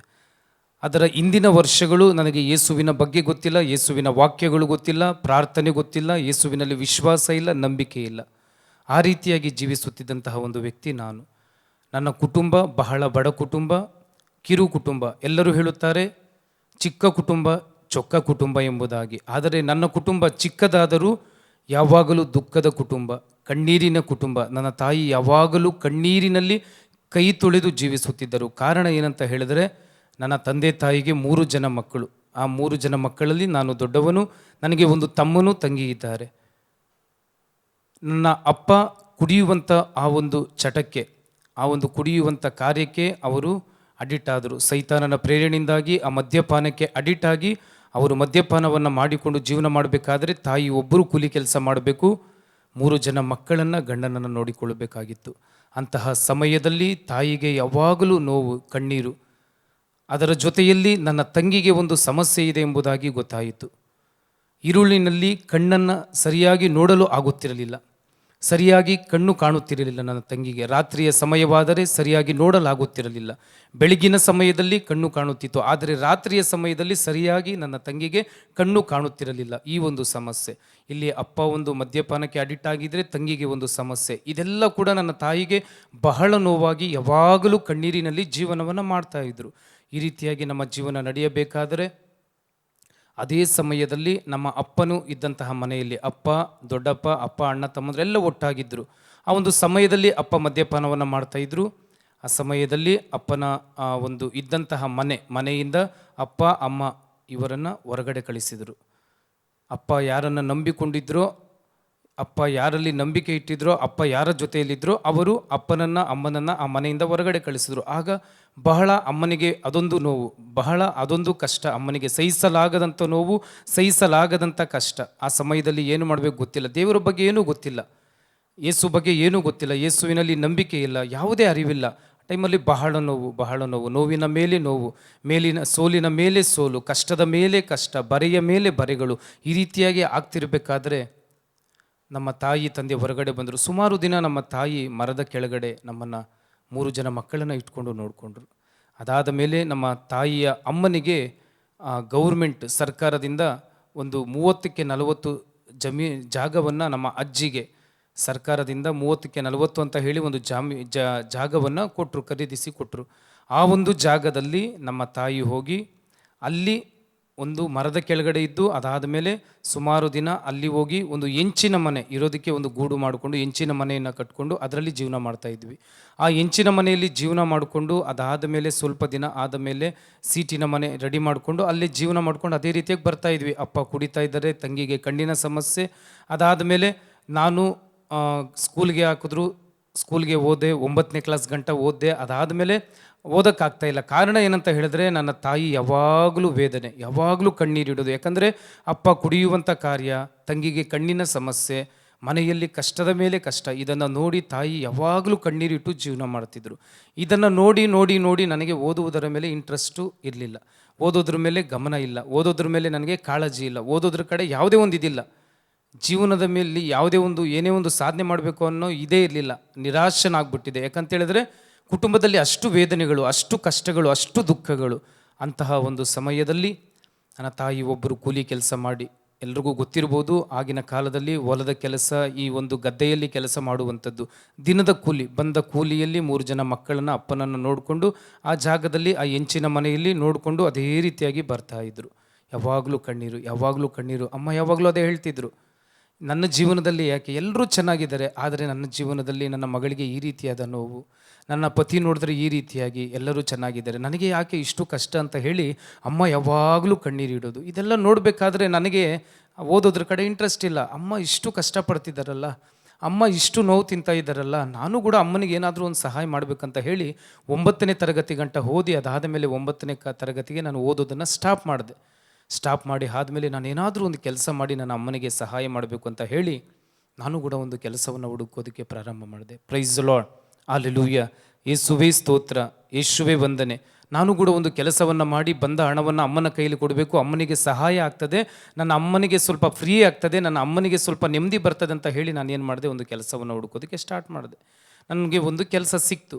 ಕೆಲಸವನ್ನು ಮಾಡಿ ಸ್ವಲ್ಪ ಕೈಗೆ ಹಣ ಬರೋದಕ್ಕೆ ಸ್ಟಾರ್ಟ್ ಆಯಿತು. ಯಾವಾಗ ಕೈಗೆ ಹಣ ಬರೋದಕ್ಕೆ ಸ್ಟಾರ್ಟ್ ಆಗ್ತದೆ, ಆಟೋಮೆಟಿಕ್ಲಿ ಫ್ರೆಂಡ್ಸು ಸ್ಟಾರ್ಟ್ ಆಗ್ತಾರೆ. ಕೈಯಲ್ಲಿ ಹಣ ಇರಬೇಕಾದ್ರೆ ಸ್ನೇಹಿತರನ್ನು ನಾವು ಹುಡುಕಿಕೊಂಡು ಹೋಗೋ ಅವಶ್ಯಕತೆ ಇಲ್ಲ. ಸ್ನೇಹಿತರು ಆಟೋಮೆಟಿಕ್ಲಿ ನಮಗೆ ಸ್ನೇಹಿತರಾಗ್ತಾರೆ, ಫ್ರೆಂಡ್ಸ್ ಆಗ್ತಾರೆ. ಯಾಕಂದರೆ ಸಕ್ಕರೆ ಇರಬೇಕಾದ್ರೆ ಇರುವೆಯನ್ನು, ನೊಣವನ್ನು ಕರೆಯುವ ಅವಶ್ಯಕತೆ ಇಲ್ಲ. ಸಕ್ಕರೆ ಇರುವ ಕಡೆ, ಬೆಲ್ಲ ಇರುವ ಕಡೆ ಇರುವೆಗಳು, ನೊಣಗಳು ಆಟೋಮೆಟಿಕ್ಲಿ ಬರ್ತದೆ. ಅದೇ ರೀತಿಯಾಗಿ ನಮ್ಮ ಕೈಯಲ್ಲಿ 4 ಕಾಸಿದ್ದರೆ 100% ನಮಗೆ ಸ್ನೇಹಿತರು, ಫ್ರೆಂಡ್ಸು ಸಿಗ್ತಾರೆ. ಆ ರೀತಿಯಾಗಿ ನನಗೆ ಫ್ರೆಂಡ್ಗಳು ಸವಾಸ ಆಯಿತು. ಯಾವಾಗ ನನ್ನ ಕೈಯಲ್ಲಿ ಹಣ ಬಂತು, ಫ್ರೆಂಡ್ಸ್ ಆದರು, ನಾನು ಆ ಕಾಸನ್ನು ನೋಡೋದಕ್ಕೆ ಸ್ಟಾರ್ಟ್ ಮಾಡಿದೆ. ಕಾಸಿರುವ ಕಾರಣ ಏನು ಮಾಡಿದೆ, ಅಮ್ಮನ ಬಳಿ ಸ್ವಲ್ಪ ಹಣ ಕೊಟ್ಟು ಸ್ವಲ್ಪ ಹಣ ನಾನು ಇಟ್ಕೊಂಡು ಏನು ಮಾಡಿದೆ, ಸ್ವಲ್ಪ ಕೆಟ್ಟ ಅಭ್ಯಾಸಗಳನ್ನು ಕಲ್ತ್ಕೊಂಡೆ. ಈ ಪಾನ್ ಪರಕ್ ಅಂತ ಹೇಳಿ, ಶಾಂತಿ ಅಂತ ಹೇಳಿ, ಮಾಣಿಚನ್ ಅಂತೇಳಿ, ಸ್ಟಾರ್ ಅಂತ ಹೇಳಿ, ಗುಟ್ಕಾ, ಈ ಒಂದು ಗುಟ್ಕಾ 30ರಿಂದ 40 ದಿನಕ್ಕೆ 30ರಿಂದ 40 ಪ್ಯಾಕೆಟನ್ನು ನಾನು ಅಗಿಯೋದಕ್ಕೆ ಸ್ಟಾರ್ಟ್ ಮಾಡಿದೆ. 2 ಅನ್ಸ್ ಪ್ಯಾಕೆಟ್ ನಾನು ಜೋಬಲ್ಲಿ ಇಟ್ಕೊಳ್ತಾ ಇದ್ದೆ. ಯಾವಾಗಲೂ ಕೂಡ ಅದನ್ನು ಯೂಸ್ ಮಾಡಿ ಜೀವನ ಮಾಡ್ತಾ ಇದ್ದೆ. ಸಂಜೆ ರಾತ್ರಿ ಆದರೆ ಅದನ್ನು ಮನೆಯ ಹಿಂದೆ ನಾನು ಬಚ್ಚಿಟ್ಟು ಹೋಗ್ತಾ ಇದ್ದೆ. ಕಾರಣ ಅಪ್ಪನ ಭಯ. ಅಪ್ಪ ಭಯಂಕರವಾಗಿ ಅವರು ನಮ್ಮನ್ನು ಕೋಲ್ ಸಿಕ್ಕಿದ್ರೆ ಕೋಲಲ್ಲಿ ಆ ರೀತಿಯಾಗಿ ಭಯಂಕರವಾಗಿ ಹೊಡಿತಾ ಇದ್ರು. ಅಂದರೆ ನಾವು ಒಳ್ಳೆಯದಾಗಿ ಇರಬೇಕು ಅಂತ ಹೇಳಿ ಅವರು ಕುಡಿಯುವಂಥ ಆ ಒಂದು ಕಾರ್ಯಕ್ಕೆ ಒಳಗಾಗಿದ್ರು. ಎಂಥ ವ್ಯಕ್ತಿ ಆದರೂ ಕೂಡ ಆ ಕುಡಿಯುವ ಇದಕ್ಕೆ ಒಳಗಾಗಿದ್ರು, ಮಕ್ಕಳು ಚೆನ್ನಾಗಿರ್ಬೇಕಂತ ಬಯಸ್ತಾರೆ. ಮತ್ತು ನಿಮ್ಮ ಜೀವನಗಳಲ್ಲಿ ಕೂಡ ಆ ರೀತಿಯಾದ ವ್ಯಕ್ತಿಗಳಿರ್ಬೋದು. ದೇವರು 100% ಅದನ್ನು ಬದಲಾವಣೆ ಮಾಡೋದಕ್ಕೆ ಸಾಧ್ಯ. ಯಾಕಂದರೆ ದೇವರ ವಾಕ್ಯ ಹೇಳ್ತದೆ, ಯೆರೆಮೀಯ 29ನೇ ಅಧ್ಯಾಯ 11ನೇ ವಾಕ್ಯ, ನಿಮಗೆ ಇಂಥ ಗತಿ ಬರಲಿ ಅಂದಲ್ಲ, ನಿರೀಕ್ಷೆ ಇರಲಿ ಎಂದೇ ನಾನು ನಿಮ್ಮ ಬಗ್ಗೆ ಮಾಡಿಕೊಂಡ ಆಲೋಚನೆಗಳನ್ನು ನಾನು ಮಾತ್ರ ಬಲ್ಲೆ, ಅವು ನಿಮ್ಮ ಅಹಿತಕರಕ್ಕಾಗಿ ಅಲ್ಲ, ನಿಮ್ಮ ಹಿತಕರಕ್ಕಾಗಿ ಎಂಬುದಾಗಿ. ಆಗಿನ ದಿನಗಳಲ್ಲಿ ನಮಗೆ ಗೊತ್ತಿಲ್ಲ, ಈ ವಾಕ್ಯಗಳು ಗೊತ್ತಿಲ್ಲ, ಬೈಬಲ್ ಗೊತ್ತಿಲ್ಲ. ಆದರೆ ನಮಗೆ ಯೇಸು ಗೊತ್ತಿಲ್ಲ, ಯೇಸುವಿಗೆ ನಾವು ಗೊತ್ತು. ನಮಗೆ ಯೇಸುವಿನ ವಾಕ್ಯಗಳು ಗೊತ್ತಿಲ್ಲ, ಆದರೆ ನಮ್ಮ ಕುಟುಂಬದ ಕಷ್ಟಗಳು ಯೇಸುವಿಗೆ ಗೊತ್ತು. ನಮಗೆ ಯೇಸುವಿನ ಪ್ರೀತಿ ಗೊತ್ತಿಲ್ಲ, ಆದರೆ ಯೇಸುವಿಗೆ ನಮ್ಮ ನೋವುಗಳು ಗೊತ್ತು. ನಮ್ಮ ತಾಯಿಯ ಕಣ್ಣೀರು ಗೊತ್ತು, ನಮ್ಮ ಕುಟುಂಬದ ಪರಿಸ್ಥಿತಿಗಳು ಗೊತ್ತು. ಯಾಕೆಂದರೆ ಅವರು ನಮ್ಮ ಸೃಷ್ಟಿಕರ್ತರು, ಅವರು ನಮ್ಮನ್ನು ಸೃಷ್ಟಿಸಿದಂತಹ ದೇವರು, ಏಕೈಕ ದೇವರು, ನಮಗಾಗಿ ಇಡೀ ಲೋಕದಲ್ಲಿರುವ ಸರ್ವ ಮಾನವರಿಗಾಗಿ ಪ್ರಾಣವನ್ನು ಕೊಟ್ಟಂತಹ ದೇವರು. ಆ ದೇವರು ಒಬ್ಬರೇ ಯೇಸು ಎಂಬುದಾಗಿ ನಮಗೆ ಗೊತ್ತಿರಲಿಲ್ಲ, ಆದರೆ ಯೇಸುವಿಗೆ ನಾವು ಗೊತ್ತಿತ್ತು. ಏನಾಯಿತು, ಇದೇ ರೀತಿಯಾಗಿ ಜೀವನ ಮಾಡಬೇಕಾದ್ರೆ ನಾನು ಈ ಒಂದು ಪಾನ್ ಪರಕ್ ಇದೆಲ್ಲ ಕಲ್ತ್ಕೊಂಡೆ. ಇದನ್ನೆಲ್ಲ ಮಾಡಬೇಕಾದ್ರೆ ಅಮ್ಮನಿಗೆ ಇನ್ನೂ ನೋವು ಜಾಸ್ತಿ ಆಯಿತು. ಮಗ ಇಷ್ಟು ದಿನ ಏನೋ ಸ್ಕೂಲ್ಗೆ ಹೋಗ್ತಿದ್ದ, ಬರ್ತಿದ್ದ, ಜೀವನ ಹೋಗ್ತಾ ಇತ್ತು ಅಂತ ಹೇಳಿ ನಾನು ಯಾವಾಗ ಈ ಕೆಟ್ಟ ಅಭ್ಯಾಸವನ್ನು ಕಲ್ತ್ಕೊಂಡೋ ನನ್ನಿಂದ ಒಂದು ಅಮ್ಮನಿಗೆ ನೋವು ಸ್ಟಾರ್ಟ್ ಆಯಿತು. ನೋವಿನ ಮೇಲೆ ನೋವು, ನೋವಿನ ಮೇಲೆ ನೋವು. ಈ ರೀತಿಯಾಗಿ ಹೋಗ್ತಾ ಇರಬೇಕಾದ್ರೆ, ಜೀವನ ಮಾಡ್ತಾ ಇರಬೇಕಾದ್ರೆ ಒಂದು ಸೇವಕರು ನಮ್ಮ ಊರಿನಲ್ಲಿ ಬಂದು ಮನೆಗಳಲ್ಲಿ ಪ್ರಾರ್ಥನೆಯನ್ನು ನಡೆಸ್ತಿದ್ರು. ಒಂದು ಸೇವಕರು ಬಂದು ನಮ್ಮ ಊರಿನಲ್ಲಿ ಮನೆಗಳನ್ನು ಪ್ರೇಯರನ್ನು ನಡೆಸ್ತಾ ಇದ್ರು, ಯೇಸುವಿನ ನಾಮದಲ್ಲಿ ಸುವಾರ್ತೆಯನ್ನು ಸಾರ್ತಾ ಇದ್ರು. ಆ ಒಂದು ಸೇವಕರ ಮೂಲಕವಾಗಿ ದೇವರು ನನ್ನ ಕುಟುಂಬಕ್ಕೆ ಒಂದು ಶುಭ ಸಂದೇಶ, ದೇವರ ವಾಕ್ಯ ಹೇಳ್ತದೆ, 2 ಕೊರಿಂಥ 5ನೇ ಅಧ್ಯಾಯ 17ನೇ ವಾಕ್ಯ, ಯಾರಾದರೂ ಯೇಸು ಕ್ರಿಸ್ತರೊಡನೆ ಒಂದಾದರೆ ಅಂಥವರು ನೂತನ ಸೃಷ್ಟಿಗಳಾಗಿ ಮಾರ್ಪಡ್ತಾರೆ, ಹಳೆಯದೆಲ್ಲ ಅಳಿದು ಹೋಗ್ತದೆ, ಹೊಸದಿದೋ ಜನ್ಮ ತಳೆದಿದೆ ಎಂಬುದಾಗಿ. ಯಾವಾಗ ಈ ಒಂದು ಸೇವಕರು ಬಂದು ನಮ್ಮ ಒಂದು ಕುಟುಂಬದಲ್ಲಿ ನನ್ನ ತಂಗಿಗೆ, ಅಮ್ಮನಿಗೆ ಮೊದಲು ಸುವಾರ್ತೆಯನ್ನು ಹೇಳಿದರು. ನನಗೆ ಮೊದಲು ಕ್ರೈಸ್ತರೆಂದರೆ ಆಗ್ತಿರ್ಲಿಲ್ಲ, ನಾನು ಕ್ರೈಸ್ತರಿಗೆ ವಿರುದ್ಧವಾಗಿದ್ದೆ. ಕ್ರೈಸ್ತರ ಫಾದರ್ಗಳನ್ನು ನೋಡಿದ್ರೆ, ಸಿಸ್ಟರ್ಗಳನ್ನು ನೋಡಿದ್ರೆ ಬಾಯಿಗೆ ಬಂದಂಗೆ ಬೈತಾ ಇದ್ದೆ. ಯಾಕಂದರೆ ನಾವು ಯಾವ ರೀತಿಯಾಗಿ ನಂಬಿದ್ವಿ ಅಂತ ಹೇಳಿದ್ರೆ, ಎಲ್ಲ ದೇವರು ಒಂದೇ ಅನ್ನೋ ಲೆಕ್ಕದಲ್ಲಿ ನಾವು ಜೀವನ ಮಾಡ್ತಾ ಇದ್ವಿ. ಎಲ್ಲ ದೇವರು ಒಂದೇ ಲೆಕ್ಕದಲ್ಲಿ ಜೀವನ ಮಾಡ್ತಿರ್ಬೇಕಾದ್ರೆ ನಮಗೆ ಗೊತ್ತಿರಲಿಲ್ಲ. ಆ ರೀತಿಯಾಗಿ ನಾನು ಜೀವನ ಮಾಡ್ತಾ ಇದ್ದೆ. ಯೇಸು ದೇವರು ಅನ್ನೋದು ಗೊತ್ತಿರಲಿಲ್ಲ. ಯೇಸು ಬಗ್ಗೆ ಅಷ್ಟು ವಿರೋಧವಾಗಿದ್ದೆ ನಾನು. ಇವರು ಬಂದು ಯೇಸು ದೇವರು, ಯೇಸುವನ್ನು ನಂಬಿದ್ರೆ ಒಳ್ಳೇದು ಮಾಡ್ತಾರೆ, ಯೇಸುವನ್ನು ಪ್ರೀತಿಸಿದ್ರೆ ಕಷ್ಟಗಳಿಂದ ಪರಿಹಾರ ಕೊಡ್ತಾರೆ, ಯೇಸು ಒಬ್ಬರೇ ದೇವರು ಅಂತ ಹೇಳಬೇಕಾದ್ರೆ ನನಗೆ ಇದ್ದಿದ್ದು ಸಿಟ್ಟು. ಎಲ್ಲ ದೇವರು ಒಂದೇ, ಇವರು ಬಂದು ಯೇಸು ಒಬ್ಬರೇ ದೇವರು, ಯೇಸು ಮಾತ್ರ ದೇವರು ಅಂತ ಹೇಳಬೇಕಾದ್ರೆ ಇದ್ದಿದ್ದು ನನಗೆ ಭಾಳ ಕೋಪ ಬಂತು. ಆಗ ನಾನು ಅಮ್ಮನ ಬಳಿ, ತಂಗಿಯ ಬಳಿ ಹೇಳಿದೆ, ಇವರು ಹೇಳೋದನ್ನು ಕೇಳಬೇಡ, ಇವರು ಮತಾಂತರ ಮಾಡೋ ಜನ, ಮತಾಂತರಗಳು ಮಾಡ್ತಾರೆ, ಇವ್ರು ಹೇಳೋದನ್ನು ನಾವು ನಂಬಾರ್ದು ಅಂತ ಹೇಳಿ ನಾನು ಆ ರೀತಿಯಾಗಿ ಹೇಳಿದೆ. ಆ ರೀತಿಯಾಗಿ ಹೇಳಬೇಕಾದ್ರೆ ನನ್ನ ತಂಗಿ ಬಹಳ ಕಣ್ಣೀರಿಟ್ಲು. ಯಾಕಂದರೆ ನನ್ನ ತಂಗಿಯ ಕಣ್ಣಿನ ಸಮಸ್ಯೆಯಿಂದಾಗಿ ನಾನಾ ಕಡೆ ಆಗಾಗಲೇ ಸುತ್ತಿದ್ರು, ನಾನಾ ಕಡೆ ತೋರಿಸಿದ್ರು, ಯಾವುದೇ ಪ್ರಯೋಜನಕ್ಕೆ ಬಂದಿರಲಿಲ್ಲ.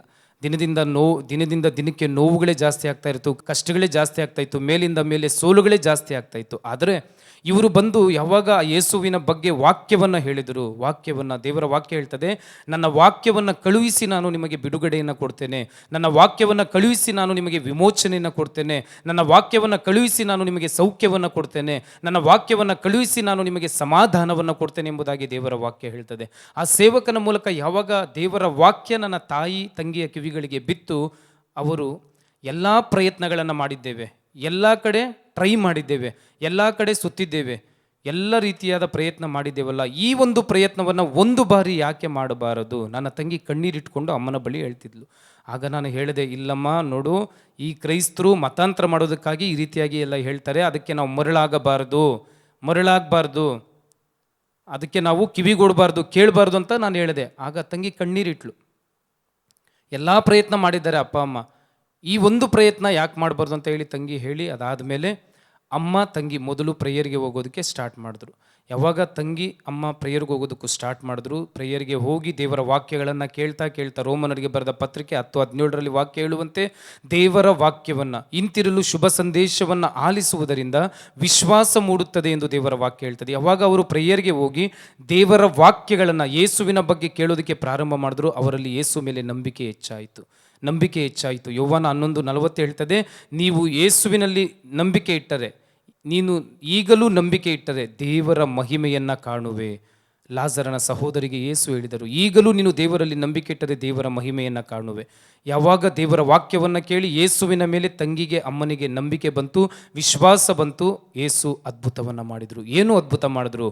ഇരുಳಿನ ಕುರುಡುತನದಲ್ಲಿ, ഇരുಳು ಟೈಮಲ್ಲಿ ಸರಿಯಾಗಿ ಕಣ್ಣು ಕಾಣದೇ ಇದ್ದಂಥ ನನ್ನ ತಂಗಿಗೆ ಇವತ್ತು ಪವರ್ಫುಲ್ ಕಣ್ಣಾಗಿ, ಅಂದರೆ ಚೆನ್ನಾಗಿ ಕಾಣುವಂತೆ, ಆ ಕಣ್ಣುಗಳು ಚೆನ್ನಾಗಿ ಕಾಣುವಂತೆ ಇವತ್ತು ಅನೇಕ ಧ್ಯಾನಗಳಲ್ಲಿ ಬಂದು ಪ್ರಬೋಧಕರು ಗುರುಗಳು ನಿಂತು ದೇವರ ವಾಕ್ಯ ಪ್ರಬೋಧಿಸಬೇಕಾದರೆ ಬೈಬಲನ್ನು ತೆಗೆದು ಮೊದಲನೆಯ ವ್ಯಕ್ತಿಯಾಗಿ ನಿಂತು ಓದುವುದು ಇವತ್ತು ನನ್ನ ತಂಗಿ. ಅಂತಹ ಒಂದು ಶಕ್ತಿಯನ್ನು ದೇವರು ನನ್ನ ತಂಗಿಯ ಕಣ್ಣುಗಳಿಗೆ ಕೊಟ್ಟಿದ್ದಾರೆ. ಸರಿಯಾಗಿ ಕಾಣದೇ ಇದ್ದಂಥ ಕಣ್ಣುಗಳನ್ನು ನನ್ನ ತಂಗಿಗೆ ದೇವರು ಸರಿಯಾಗಿ ಕಣ್ಣು ಕಾಣುವಂತೆ ಮಾಡಿದರು. ಅದಾದ ಮೇಲೆ ನನ್ನ ತಂಗಿಗೆ ಯಾವಾಗ ಅದ್ಭುತ ಆಯಿತು, ನನ್ನ ತಂಗಿ ಒಂದು ಚಾಲೆಂಜ್ ತಗೊಂಡ್ಳು. ನನಗೆ ಯೇಸುವಿನ ಅನುಭವ ಆಯಿತು, ನಾನು ಯೇಸುವನ್ನು ತಿಳಿದುಕೊಂಡೆ. ಯೇಸುವೇ, ಈಗ ನನ್ನ ಕುಟುಂಬದಲ್ಲಿರುವ ಅಪ್ಪ ಅಮ್ಮ, ನನ್ನ ಇಬ್ಬರು ಅಣ್ಣಂದಿರು ನಿನ್ನನ್ನು ತಿಳಿದುಕೊಳ್ಬೇಕು, ಇಬ್ಬರು ಅಣ್ಣಂದಿರು ಕೂಡ ನಿನ್ನನ್ನು ಅರ್ಥಕೊಳ್ಬೇಕು, ನನ್ನ ಇಡೀ ಕುಟುಂಬ ನಿನ್ನನ್ನು ಸ್ವೀಕಾರ ಮಾಡ್ಕೊಳ್ಬೇಕಂತ ಹೇಳಿ ನನ್ನ ತಂಗಿ ಪ್ರಾರ್ಥನೆ ಮಾಡೋದಕ್ಕೆ ಪ್ರಾರಂಭ ಮಾಡಿದ್ಲು. ಯಾವಾಗ ನನ್ನ ತಂಗಿ ಪ್ರಾರ್ಥನೆ ಮಾಡೋದಕ್ಕೆ ಪ್ರಾರಂಭ ಮಾಡಿದ್ಲು, ಒಂದು ದಿನ ನನ್ನ ಹತ್ರ ಬಂದು ಹೇಳಿದ್ಲು, ಅಣ್ಣ, ಒಂದು ಸಾರಿ ಅಮ್ಮನನ್ನು ಅಪ್ಪನನ್ನು ಯಾಕೆ ಡಿವೈನ್ ಧ್ಯಾನ ಕೇಂದ್ರಕ್ಕೆ ಕಳಿಸಬಾರದು? ಅಪ್ಪ ಇಷ್ಟು ಕುಡಿತಾ ಇದ್ದಾರಲ್ವಾ, ಅಪ್ಪ ಯಾವಾಗಲೂ ಎದೆ ನೋವು ಅಂತಾರಲ್ವಾ, ಅಮ್ಮ ಯಾವಾಗಲೂ ಕಣ್ಣೀರಿಟ್ಟು ಜೀವನ ಮಾಡ್ತಾರಲ್ವಾ, ನನಗೆ ಯೇಸು ಅದ್ಭುತ ಮಾಡಿದ್ರು, ಒಂದು ವಾರ ಯಾಕೆ ನಾವು ಆ ಡಿವೈನ್ ಧ್ಯಾನ ಕೇಂದ್ರಕ್ಕೆ ಕಳಿಸಬಾರ್ದು ಅಂತ ಹೇಳಿ ನನ್ನ ತಂಗಿ ನನ್ನ ಬಳಿ ಬಂದು ಹೇಳಬೇಕಾದ್ರೆ ಆ ಸೇವಕರನ್ನು ನಾನು ಮೀಟ್ ಮಾಡಿದೆ. ಸೇವಕರನ್ನು ಮೀಟ್ ಮಾಡಾದ್ಮೇಲೆ ಅದೇ ಸೇವಕರು ಬೈರತಿಯಲ್ಲಿ ಇದ್ದಾರೆ, ಬ್ರದರ್ ಅರಳುಮುತ್ತು ಅಂತ ಹೇಳಿ, ಅವರ ಮೂಲಕ ಒಂದು ವಾರ ಧ್ಯಾನಕ್ಕಾಗಿ ಈ ಡಿವೈನ್ ಧ್ಯಾನ ಕೇಂದ್ರಕ್ಕೆ ಬ್ರದರ್ ಅವರನ್ನು, ನಮ್ಮ ತಂದೆ ತಾಯಿಯನ್ನು, ಅವರೊಂದಿಗೆ ಸುಮಾರು ವ್ಯಕ್ತಿಗಳನ್ನು ಈ ಡಿವೈನ್ ಧ್ಯಾನ ಕೇಂದ್ರಕ್ಕೆ ಕರ್ಕೊಂಡು ಬಂದರು. ಯಾವಾಗ ತಂದೆ ತಾಯಿ ಇಬ್ಬರು ಒಂದೇ ಸಾರಿ ಅಪ್ಪ ಒಪ್ಕೊಳ್ಳಿಲ್ಲ, ಬರೋದಕ್ಕೆ ಆಗಲ್ಲ ಅಂತ ಹೇಳಿದ್ರು. ಯಾವಾಗ ನನ್ನ ತಂಗಿ ನಾನಿಬ್ಬರು ಕೂಡ ಹೇಳಿದ್ವಿ, ನೀವು ಹೋಗಲಿಲ್ಲ ಅಂದರೆ ನಾವು ಮನೇಲಿರಲ್ಲ, ನೀವು ಹೋಗಲಿಲ್ಲ ಅಂತ ಹೇಳಿದ್ರೆ ನಾವು ಮನೇಲಿರಲ್ಲ ಅಂತ ಹೇಳಿದ್ವಿ. ಆಗ ಅಪ್ಪ ಅಮ್ಮ ಒಪ್ಕೊಂಡು ಏನು ಮಾಡಿದ್ರು, ಬ್ರದರ್ ಜೊತೆಲಿ ಡಿವೈನ್ ಧ್ಯಾನ ಕೇಂದ್ರಕ್ಕೆ ಬಂದರು. 1 ವಾರಗಳ ಕಾಲ ಈ ಡಿವೈನ್ ಧ್ಯಾನ ಕೇಂದ್ರಕ್ಕೆ ಬಂದು 1 ವಾರಗಳ ಕಾಲ ಇಲ್ಲಿ ಕುಳಿತು ದೇವರ ವಾಕ್ಯಗಳನ್ನು ಕೇಳಿ, ದೇವರ ಆರಾಧನೆ ಮಾಡಿ, ದೇವರನ್ನು ಮಹಿಮೆ ಪಡಿಸಿ, ದೇವರಲ್ಲಿ ನಂಬಿಕೆ ಇಟ್ಟು, ವಾಕ್ಯಗಳನ್ನು ಕೇಳಿ ದೇವರಲ್ಲಿ ನಂಬಿಕೆ ಇಟ್ಟರು, ದೇವರನ್ನ ಆರಾಧನೆ ಮಾಡಿದ್ರು, ದೇವರನ್ನ ಪ್ರೀತಿ ಮಾಡೋದಕ್ಕೆ ಸ್ಟಾರ್ಟ್ ಮಾಡಿದ್ರು. ದೇವರನ್ನು ಈ ಡಿವೈನ್ ಧ್ಯಾನ ಕೇಂದ್ರದಲ್ಲಿ ಅಪ್ಪ ಅಮ್ಮ ಅನುಭವಿಸಿದರು. ಅಪ್ಪನಿಗೆ ಮಾತ್ರ ಮದ್ಯಪಾನದ ಆ ಒಂದು ಹಾಬಿಟ್ ಇದ್ದಿದ್ದಲ್ಲ, ನನ್ನ ತಾಯಿ ಕೂಡ ಒಂದು ಕಷ್ಟಕ್ಕೆ ಒಳಗಾಗಿದ್ರು. ಏನಂತ ಹೇಳಿದ್ರೆ, ಒಂದು ದುರಾತ್ಮನ ಶಕ್ತಿಗೆ ನನ್ನ ತಾಯಿ ಒಳಗಾಗಿದ್ದರು. ನನ್ನ ತಾಯಿಗೆ ಕೂಡ ಮಕ್ಕಳು ಗಂಡ ಅನ್ನೋದು ಮರಿವು ಆಗ್ಬಿಟ್ಟಿತ್ತು. ಯಾಕಂದರೆ ಆ ಒಂದು ದುರಾತ್ಮನ ಶಕ್ತಿ ನನ್ನ ತಾಯಿಯನ್ನು ಆವರಿಸ್ಕೊಂಡಿತ್ತು. ನನ್ನ ತಾಯಿ ಅವ್ರು ಏನು ಮಾಡ್ತಿದ್ದಾರೆ, ಹೇಗಿದ್ದಾರೆ ಅವ್ರಿಗೆ ಗೊತ್ತಿರಲಿಲ್ಲ, ಆ ರೀತಿಯಾದ ವ್ಯಕ್ತಿಯಾಗಿ ಮಾರ್ಪಟ್ಬಿಟ್ಟಿದ್ರು. ಅಷ್ಟು ನನ್ನ ತಾಯಿ ಭಯಂಕರವಾಗಿ ಆಗಿದ್ದರು. ಪಬ್ಲಿಕ್ ರೋಡಲ್ಲಿ ಸ್ಯಾರಿಯನ್ನು ಬಿಚ್ಚಿ ಅಪ್ಪನ ಕೈಯಲ್ಲಿ ಕೊಟ್ಟು ಓಡೋಗ್ಬಿಡ್ತಾ ಇದ್ರು. ಆ ರೀತಿ ಹುಚ್ಚಳಂತೆ ನನ್ನ ತಾಯಿ ಆಗ್ಬಿಟ್ಟಿದ್ರು. ಯಾವಾಗ ನನ್ನ ತಾಯಿ ತಂದೆಯನ್ನು 1 ವಾರ ದೇವರು ಈ ಡಿವೈನ್ ಧ್ಯಾನ ಕೇಂದ್ರಕ್ಕೆ ಕರ್ಕೊಂಡ್ಬಂದರು, ಈ ಡಿವೈನ್ ಧ್ಯಾನ ಕೇಂದ್ರದಲ್ಲಿ ಬಂದು ದೇವರ ವಾಕ್ಯಗಳನ್ನು ಕೇಳಿ ದೇವರಲ್ಲಿ ನಂಬಿಕೆ ಇಟ್ಟರು. 1 ವಾರಗಳ ಧ್ಯಾನವನ್ನು ಇಲ್ಲಿಂದ ಮುಗಿಸ್ಕೊಂಡು ಮನೆಗೆ ಬರ್ತಾರೆ. ಬಂದಾದ ಮೇಲೆ ನಡೆದಂಥ ಅದ್ಭುತ, ನನ್ನ ತಂದೆ ಕಂಪ್ಲೀಟಾಗಿ ಏನು ಕುಡಿತಾ ಇದ್ರು ಎಲ್ಲ ಕುಡಿಯುವುದನ್ನು ಸ್ಟಾಪ್ ಮಾಡಿ ಇವತ್ತಿಗೂ ಕೂಡ ನನ್ನ ಮನೆಯ ಜವಾಬ್ದಾರಿಯನ್ನು ನಮ್ಮ ತಂದೆಯೇ ನೋಡ್ಕೊಳ್ತಿದ್ದಾರೆ. ಕಂಪ್ಲೀಟು ಯಾವಾಗ 1 ವಾರ ಧ್ಯಾನ ಇಲ್ಲಿ ಮಾಡಿ ಬಂದು ಮನೆಗೆ ಬಂದರೂ ಕುಡಿಯೋದನ್ನು ಕಂಪ್ಲೀಟ್ ಸ್ಟಾಪ್ ಮಾಡಿ ಇವತ್ತು ಇಡೀ ಕುಟುಂಬದ ಜವಾಬ್ದಾರಿ ಇವತ್ತಿಗೂ ಕೂಡ ನನಗೆ ಬರುವಂತಹ ನಾನು ಮಾಡುವ ಸಂಪಾದನೆಯಲ್ಲಿ ಬರುವ ಹಣವನ್ನು ಅಪ್ಪನ ಕೈಯಲ್ಲಿ ಕೊಡ್ತೀನಿ. ಯಾಕಂದರೆ ಕುಡಿದು ಮಕ್ಕಳು ಹೆಂಡತಿ ಎನ್ನದೇ ಆ ರೀತಿ ಜೀವನ ಮಾಡ್ತಿದ್ದಂತಹ ಒಂದು ವ್ಯಕ್ತಿ ನನ್ನ ಅಪ್ಪ. ಅಂಥ ಅಪ್ಪನನ್ನು ಮುಟ್ಟಿ ದೇವರು ಬದಲಾವಣೆ ಮಾಡಿದ್ರು. ಅದೇ ವಾಕ್ಯ ಹೇಳೋದು, ಯೇಸುವಿನಲ್ಲಿ ಒಂದಾದಾಗ ಅಳೆದು ಹೋಗ್ತದೆ, ಹೊಸದಿದು ಜನ್ಮ ತಳೆದಿದೆ. ಯಾವಾಗ ಯೇಸುವಿನಲ್ಲಿ ಅಪ್ಪ ಒಂದಾದರೂ ದೇವರು ಹಳೆಯದನ್ನೆಲ್ಲ ತೆಗೆದು ಹಾಕಿದ್ರು. ಒಂದು ವ್ಯಕ್ತಿಯನ್ನು ಬದಲಾವಣೆ ಮಾಡೋದಕ್ಕೆ ಈ ಲೋಕದಲ್ಲಿ ಯಾವುದೇ ಒಂದು ವ್ಯಕ್ತಿಯಿಂದ ಸಾಧ್ಯ ಇಲ್ಲ, ಯಾವುದೇ ಒಂದು ಶಕ್ತಿಯಿಂದ ಸಾಧ್ಯ ಇಲ್ಲ. ಒಂದು ಮನುಷ್ಯನನ್ನು ಬದಲಾವಣೆ ಮಾಡಬೇಕು ಅಂತ ಹೇಳಿದರೆ, ಒಂದು ಪಾಪಿಯನ್ನು ಪರಿವರ್ತನೆಗೊಳಿಸಬೇಕಾದರೆ ಅದು ಸಾಧ್ಯ ಯೇಸುವಿಗೆ ಮಾತ್ರ, ಯೇಸುವಿನ ಶಕ್ತಿಯಿಂದ ಮಾತ್ರ, ಯೇಸುವಿನ ನಾಮದ ಬಲದಿಂದ ಮಾತ್ರ ಒಂದು ವ್ಯಕ್ತಿಯನ್ನು ಬದಲಾವಣೆ ಮಾಡಲು ಸಾಧ್ಯ. ಇವತ್ತು ಕುಡಿಯುವಂಥ ವ್ಯಕ್ತಿಗಳ ಕುಡಿಯೋದನ್ನು ಬಿಡಿಸೋದಕ್ಕೆ ಅನೇಕ ಕಡೆಗಳಲ್ಲಿ ಆಗ್ತಾರೆ, ಅನೇಕ ಮೆಡಿಸನನ್ನು ಕೊಡಿಸ್ತಾರೆ. ಆದರೂ ಕೂಡ ಎಷ್ಟೋ ವ್ಯಕ್ತಿಗಳು ಕುಡಿಯೋದು ಬಿಡಲ್ಲ. ಅದು ಅಷ್ಟು ಈಸಿಯಾದ ಕೆಲಸ ಅಲ್ಲ. ಇವತ್ತು ಎಷ್ಟೋ ಜನರು ಕೆಲವೊಂದು ದುರಭ್ಯಾಸಗಳನ್ನು ಕಲ್ತ್ಕೊಂಡಿರ್ತಾರೆ. ಏನೂ ಇಲ್ಲ, ನಂದೇ ಒಂದು ಸಾಕ್ಷಿ. ದಿನಕ್ಕೆ 50 ಗುಟ್ಕಾ 2 ಅನ್ಸಾಗ್ತಾ ಇದ್ದಂತಹ ನನಗೆ ಬಿಡೋದಕ್ಕೆ ಎಷ್ಟು ಕಷ್ಟ ಆಯಿತು ಅಂತ ಹೇಳಿದ್ರೆ, ಬಿಡೋಕ್ಕೆ ಅಷ್ಟು ಈಸಿ ಅಲ್ಲ. ಯಾವಾಗ ನಾವು ದೇವರಲ್ಲಿ ಬರ್ತೀವಿ, ದೇವರ ಶಕ್ತಿಯ ಸಹಾಯದಿಂದ ನಾವು ಬಿಡಲು ಸಾಧ್ಯ. ಯಾವಾಗ ಅಪ್ಪ ಕುಡಿಯೋದನ್ನು ಬಿಟ್ಟರು, ಅಮ್ಮನಿಗೆ ಆ ದುರಾತ್ಮನ ಶಕ್ತಿಯಿಂದ ಪರಿಪೂರ್ಣವಾದ ಬಿಡುಗಡೆಯನ್ನು ಕೊಟ್ಟು, ಯಾವ ರೀತಿಯಾಗಿ ಒಂದು ಹಸುವಿನ ಹೊಟ್ಟೆಯಿಂದ ಕರು ಹೊರ ಬಂದಾಗ ಹೆಂಗೆ ನಲಿದಾಡ್ತದೋ, ಅಮ್ಮ ಅಷ್ಟು ನಲಿವಿನಿಂದ ಡಿವೈನಿಂದ ಮನೆಗೆ ಬರಬೇಕಾದ್ರೆ ಅವ್ರ ಮುಖದಲ್ಲಿ ಅಷ್ಟು ತೇಜಸ್ಸಿತ್ತು, ಅಷ್ಟು ಆನಂದ ಇತ್ತು. ಆವತ್ತಿಂದ ಇವತ್ತಿನವರೆಗೂ ಅಪ್ಪ ಚೆನ್ನಾಗಿದ್ದಾರೆ, ಅಮ್ಮ ಚೆನ್ನಾಗಿದ್ದಾರೆ. ಇವತ್ತಿಗೂ ನನ್ನ ತಾಯಿ ಕೆಲಸ ಮಾಡ್ತಾರೆ, ಆರೋಗ್ಯವಾಗಿದ್ದಾರೆ, ನೆಮ್ಮದಿಯಾಗಿದ್ದಾರೆ, ಕಳಕಳೆಯಾಗಿದ್ದಾರೆ. ಅಪ್ಪ ಬದಲಾಗಿದ್ದು, ತಂಗಿ ಬದಲಾಗಿದ್ದು, ಅಮ್ಮ ಬದಲಾಗಿದ್ದು ಯೇಸುವಿನ ನಾಮದ ಶಕ್ತಿಯಿಂದ. ಯೇಸುವಿನಲ್ಲಿ ನಂಬಿಕೆ ಇಟ್ಟ ಕಾರಣ ಇವರ 3 ಜನಗಳಿಗೂ ಯೇಸು ಅದ್ಭುತ ಮಾಡಿದ್ರು. 3 ಜನ ಬದಲಾದರು. ಅದಾದ ಮೇಲೆ ನಾನು ಅಷ್ಟು ಈಸಿಯಾಗಿ ಬರಲಿಲ್ಲ. 3 ಜನ ಬದಲಾವಣೆ ಆದರೂ ಕೂಡ ನಾನು ಅಷ್ಟು ಈಸಿಯಾಗಿ ಯೇಸುವಿನಲ್ಲಿ ಬರಲಿಲ್ಲ. ಅದೇ ರೀತಿ ನಾನು ಜೀವನ ಮಾಡಿಕೊಂಡೇ ಇದ್ದೆ. ಯಾವಾಗ ಈ 3 ಜನರಿಗೆ ಅದ್ಭುತ ಆಯಿತು, ನಾನು ಕೂಡ ಒಂದು ದಿನ ನನ್ನೊಳಗಡೆ ಒಂದು ಸ್ವರ ಬಂತು, ಒಂದು ಬಾರಿ ನೀನು ಯಾಕೆ ಆ ಒಂದು ಪ್ರೇಯರಲ್ಲಿ ಕಾಲಿಡಬಾರ್ದು, ಯಾಕೆ ದೇವರ ಆಲಯದಲ್ಲಿ ಕಾಲಿಡಬಾರ್ದು, ಯಾಕೆ ನೀನು ವಾಕ್ಯಗಳನ್ನು ಕೇಳಬಾರ್ದು, ಈ ರೀತಿಯಾಗಿ ನನ್ನ ಒಳಗಡೆಯಿಂದ. ಅದಕ್ಕೂ ಮುಂಚೆ ಸುಮಾರು ಜನ ಹೇಳಿದ್ರು ನನಗೆ, ಯೇಸುವನ್ನು ನಂಬು, ಚರ್ಚ್ಗೆ ಬಾ, ಪ್ರೇಯರ್ಗೆ ಬಾ ಅಂತ ಸುಮಾರು ಜನ ಹೇಳಿದ್ರು. ಆದರೆ ನೆಗ್ಲೆಕ್ಟ್ ಮಾಡಿದೆ. ಮತ್ತು ನಮ್ಮ ಜೀವನಗಳಲ್ಲಿ ಅನೇಕ ವ್ಯಕ್ತಿಗಳ ಮೂಲಕ ಅನೇಕ ಬಾರಿ ದೇವರು ನಮಗೆ ತಿಳಿಸ್ತಾರೆ, ಮಗಳೇ ಬಾ, ಮಗನೇ ಬಾ ಅಂತ ಕರೀತಾರೆ ನಮ್ಮನ್ನು. ನಾವು ಕಿವಿಗೊಡೋದಿಲ್ಲ. ದೇವರ ವಾಕ್ಯ ಹೇಳ್ತದೆ, ನೀವು ನನ್ನ ವಾಕ್ಯಕ್ಕೆ ಕಿವಿಗೊಟ್ಟರೆ ಬದುಕಿ ಬಾಳುವಿರಿ, ನನ್ನ ಮಾತಿಗೆ ನೀವು ಶರಣರಾದರೆ ಬದುಕಿ ಬಾಳುವಿರಿ ಎಂಬುದಾಗಿ. ರೋಮ 8:14 ವಾಕ್ಯ ಹೇಳ್ತದೆ, ಯಾರೆಲ್ಲ ದೇವರ ಆತ್ಮನಿಗೆ ಮಣಿದು ನಡೆಯುತ್ತಾರೋ ಅವರು ದೇವರ ಮಕ್ಕಳಾಗ್ತಾರೆ ಅಂತ ಹೇಳಿ. ನಾನು ಮಣಿಲಿಲ್ಲ. ಸುಮಾರು ವ್ಯಕ್ತಿಗಳು ಹೇಳಿದ್ರು ಕೂಡ ನಾನು ಮಣಿಲಿಲ್ಲ ದೇವರಿಗೆ. ನಾನು ಮಾಡೋದೇ ಸರಿ, ನಾನು ಇರೋದೇ ಸರಿ ಅನ್ನೋ ಲೆಕ್ಕದಲ್ಲಿ ಜೀವನ ಮಾಡ್ತಾ ಇದ್ದೆ. ನನ್ನನ್ನು ನೋಡಿದಂಥ ವ್ಯಕ್ತಿಗಳು ಹೇಳ್ತಾ ಇದ್ರು, ಯಾರು ಇವನ್ನ ಎತ್ತಿದವರು, ಯಾರು ಇವನ್ನ ಬೆಳೆಸಿದವರು ಅಂತ ಹೇಳಿ ಆ ರೀತಿಯಾಗಿ ಮಾತಾಡ್ತಾ ಇದ್ರು. ಯಾಕಂದರೆ ಆ ರೀತಿ ಜೀವನ ಪರೋಡಿ ಬಿದ್ದುಕೊಂಡು, ಪಾನ್ ಪರಕು ಅನ್ಸಾಕೊಂಡು, ಅಲ್ಲಿ ಇಲ್ಲಿ ಸುತ್ತಾಡಿಕೊಂಡು, ಪೋಲಿ ಬಿದ್ದುಕೊಂಡು ಜೀವನ ಮಾಡ್ತಾ ಇದ್ದೆ. ಯಾವಾಗ ನನ್ನ ಒಳಗಡೆಯಿಂದ 3 ಜನಗಳಿಗೆ ಅದ್ಭುತ ಆಯ್ತಲ್ಲ, ಅಪ್ಪನಿಗೆ, ಅಮ್ಮನಿಗೆ, ತಂಗಿಗೆ ಅದ್ಭುತ ಆಯ್ತಲ್ಲ, ಅದಾದ ಮೇಲೆ ನನ್ನೊಳಗಡೆಯಿಂದ ಯಾವಾಗ ದೇವರ ಆತ್ಮನ ಸ್ವರ, ಅದು ನನಗೆ ಗೊತ್ತಿರಲಿಲ್ಲ. ಅದು ದೇವರ ಆತ್ಮನ ಸ್ವರ ಅನ್ನೋದು ನನಗೆ ಗೊತ್ತಿರಲಿಲ್ಲ. ಒಳಗಡೆಯಿಂದ ನನಗೆ ಆ ಪ್ರೇರಣೆ ಬಂತು. ನಾನು ಆಗ ಒಂದು ದಿನ ಒಂದು ಮನೆಯಲ್ಲಿ ಪ್ರೇಯರ್ ನಡೀತಾ ಇತ್ತು. ಆ ಮನೆಯ ಮುಂದೆ ನಾನು ನಡ್ಕೊಂಡು ಹೋಗ್ತಿರ್ಬೇಕಾದ್ರೆ ನನ್ನ ಒಳಗಡೆಯಿಂದ ಒಂದು ಸ್ವರ ಬಂತು, ಆ ಮನೆಯ ಒಳಗಡೆ ನೀನು 1 ಸಾರಿ ಕಾಲಿಡು ಅಂತೇಳಿ. ಒಳಗಡೆ ಹೋಗಿ ನಾನು ಕಾಲಿಟ್ಟೆ. ನನಗೆ ಪ್ರೇಯರ್ ಗೊತ್ತಿಲ್ಲ, ವಾಕ್ಯ ಗೊತ್ತಿಲ್ಲ, ಏನೂ ಗೊತ್ತಿಲ್ಲ. ಮೊಣಕಾಲಾಕಿ ಕಣ್ಣು ಮುಚ್ಚಿದೆ ಅಷ್ಟೇ. ನಾನು ಮಾಡುತ್ತಿದ್ದ ಎಲ್ಲ ಪಾಪಗಳನ್ನು ದೇವರು ನನ್ನ ಕಣ್ಮುಂದೆ ತಂದರು.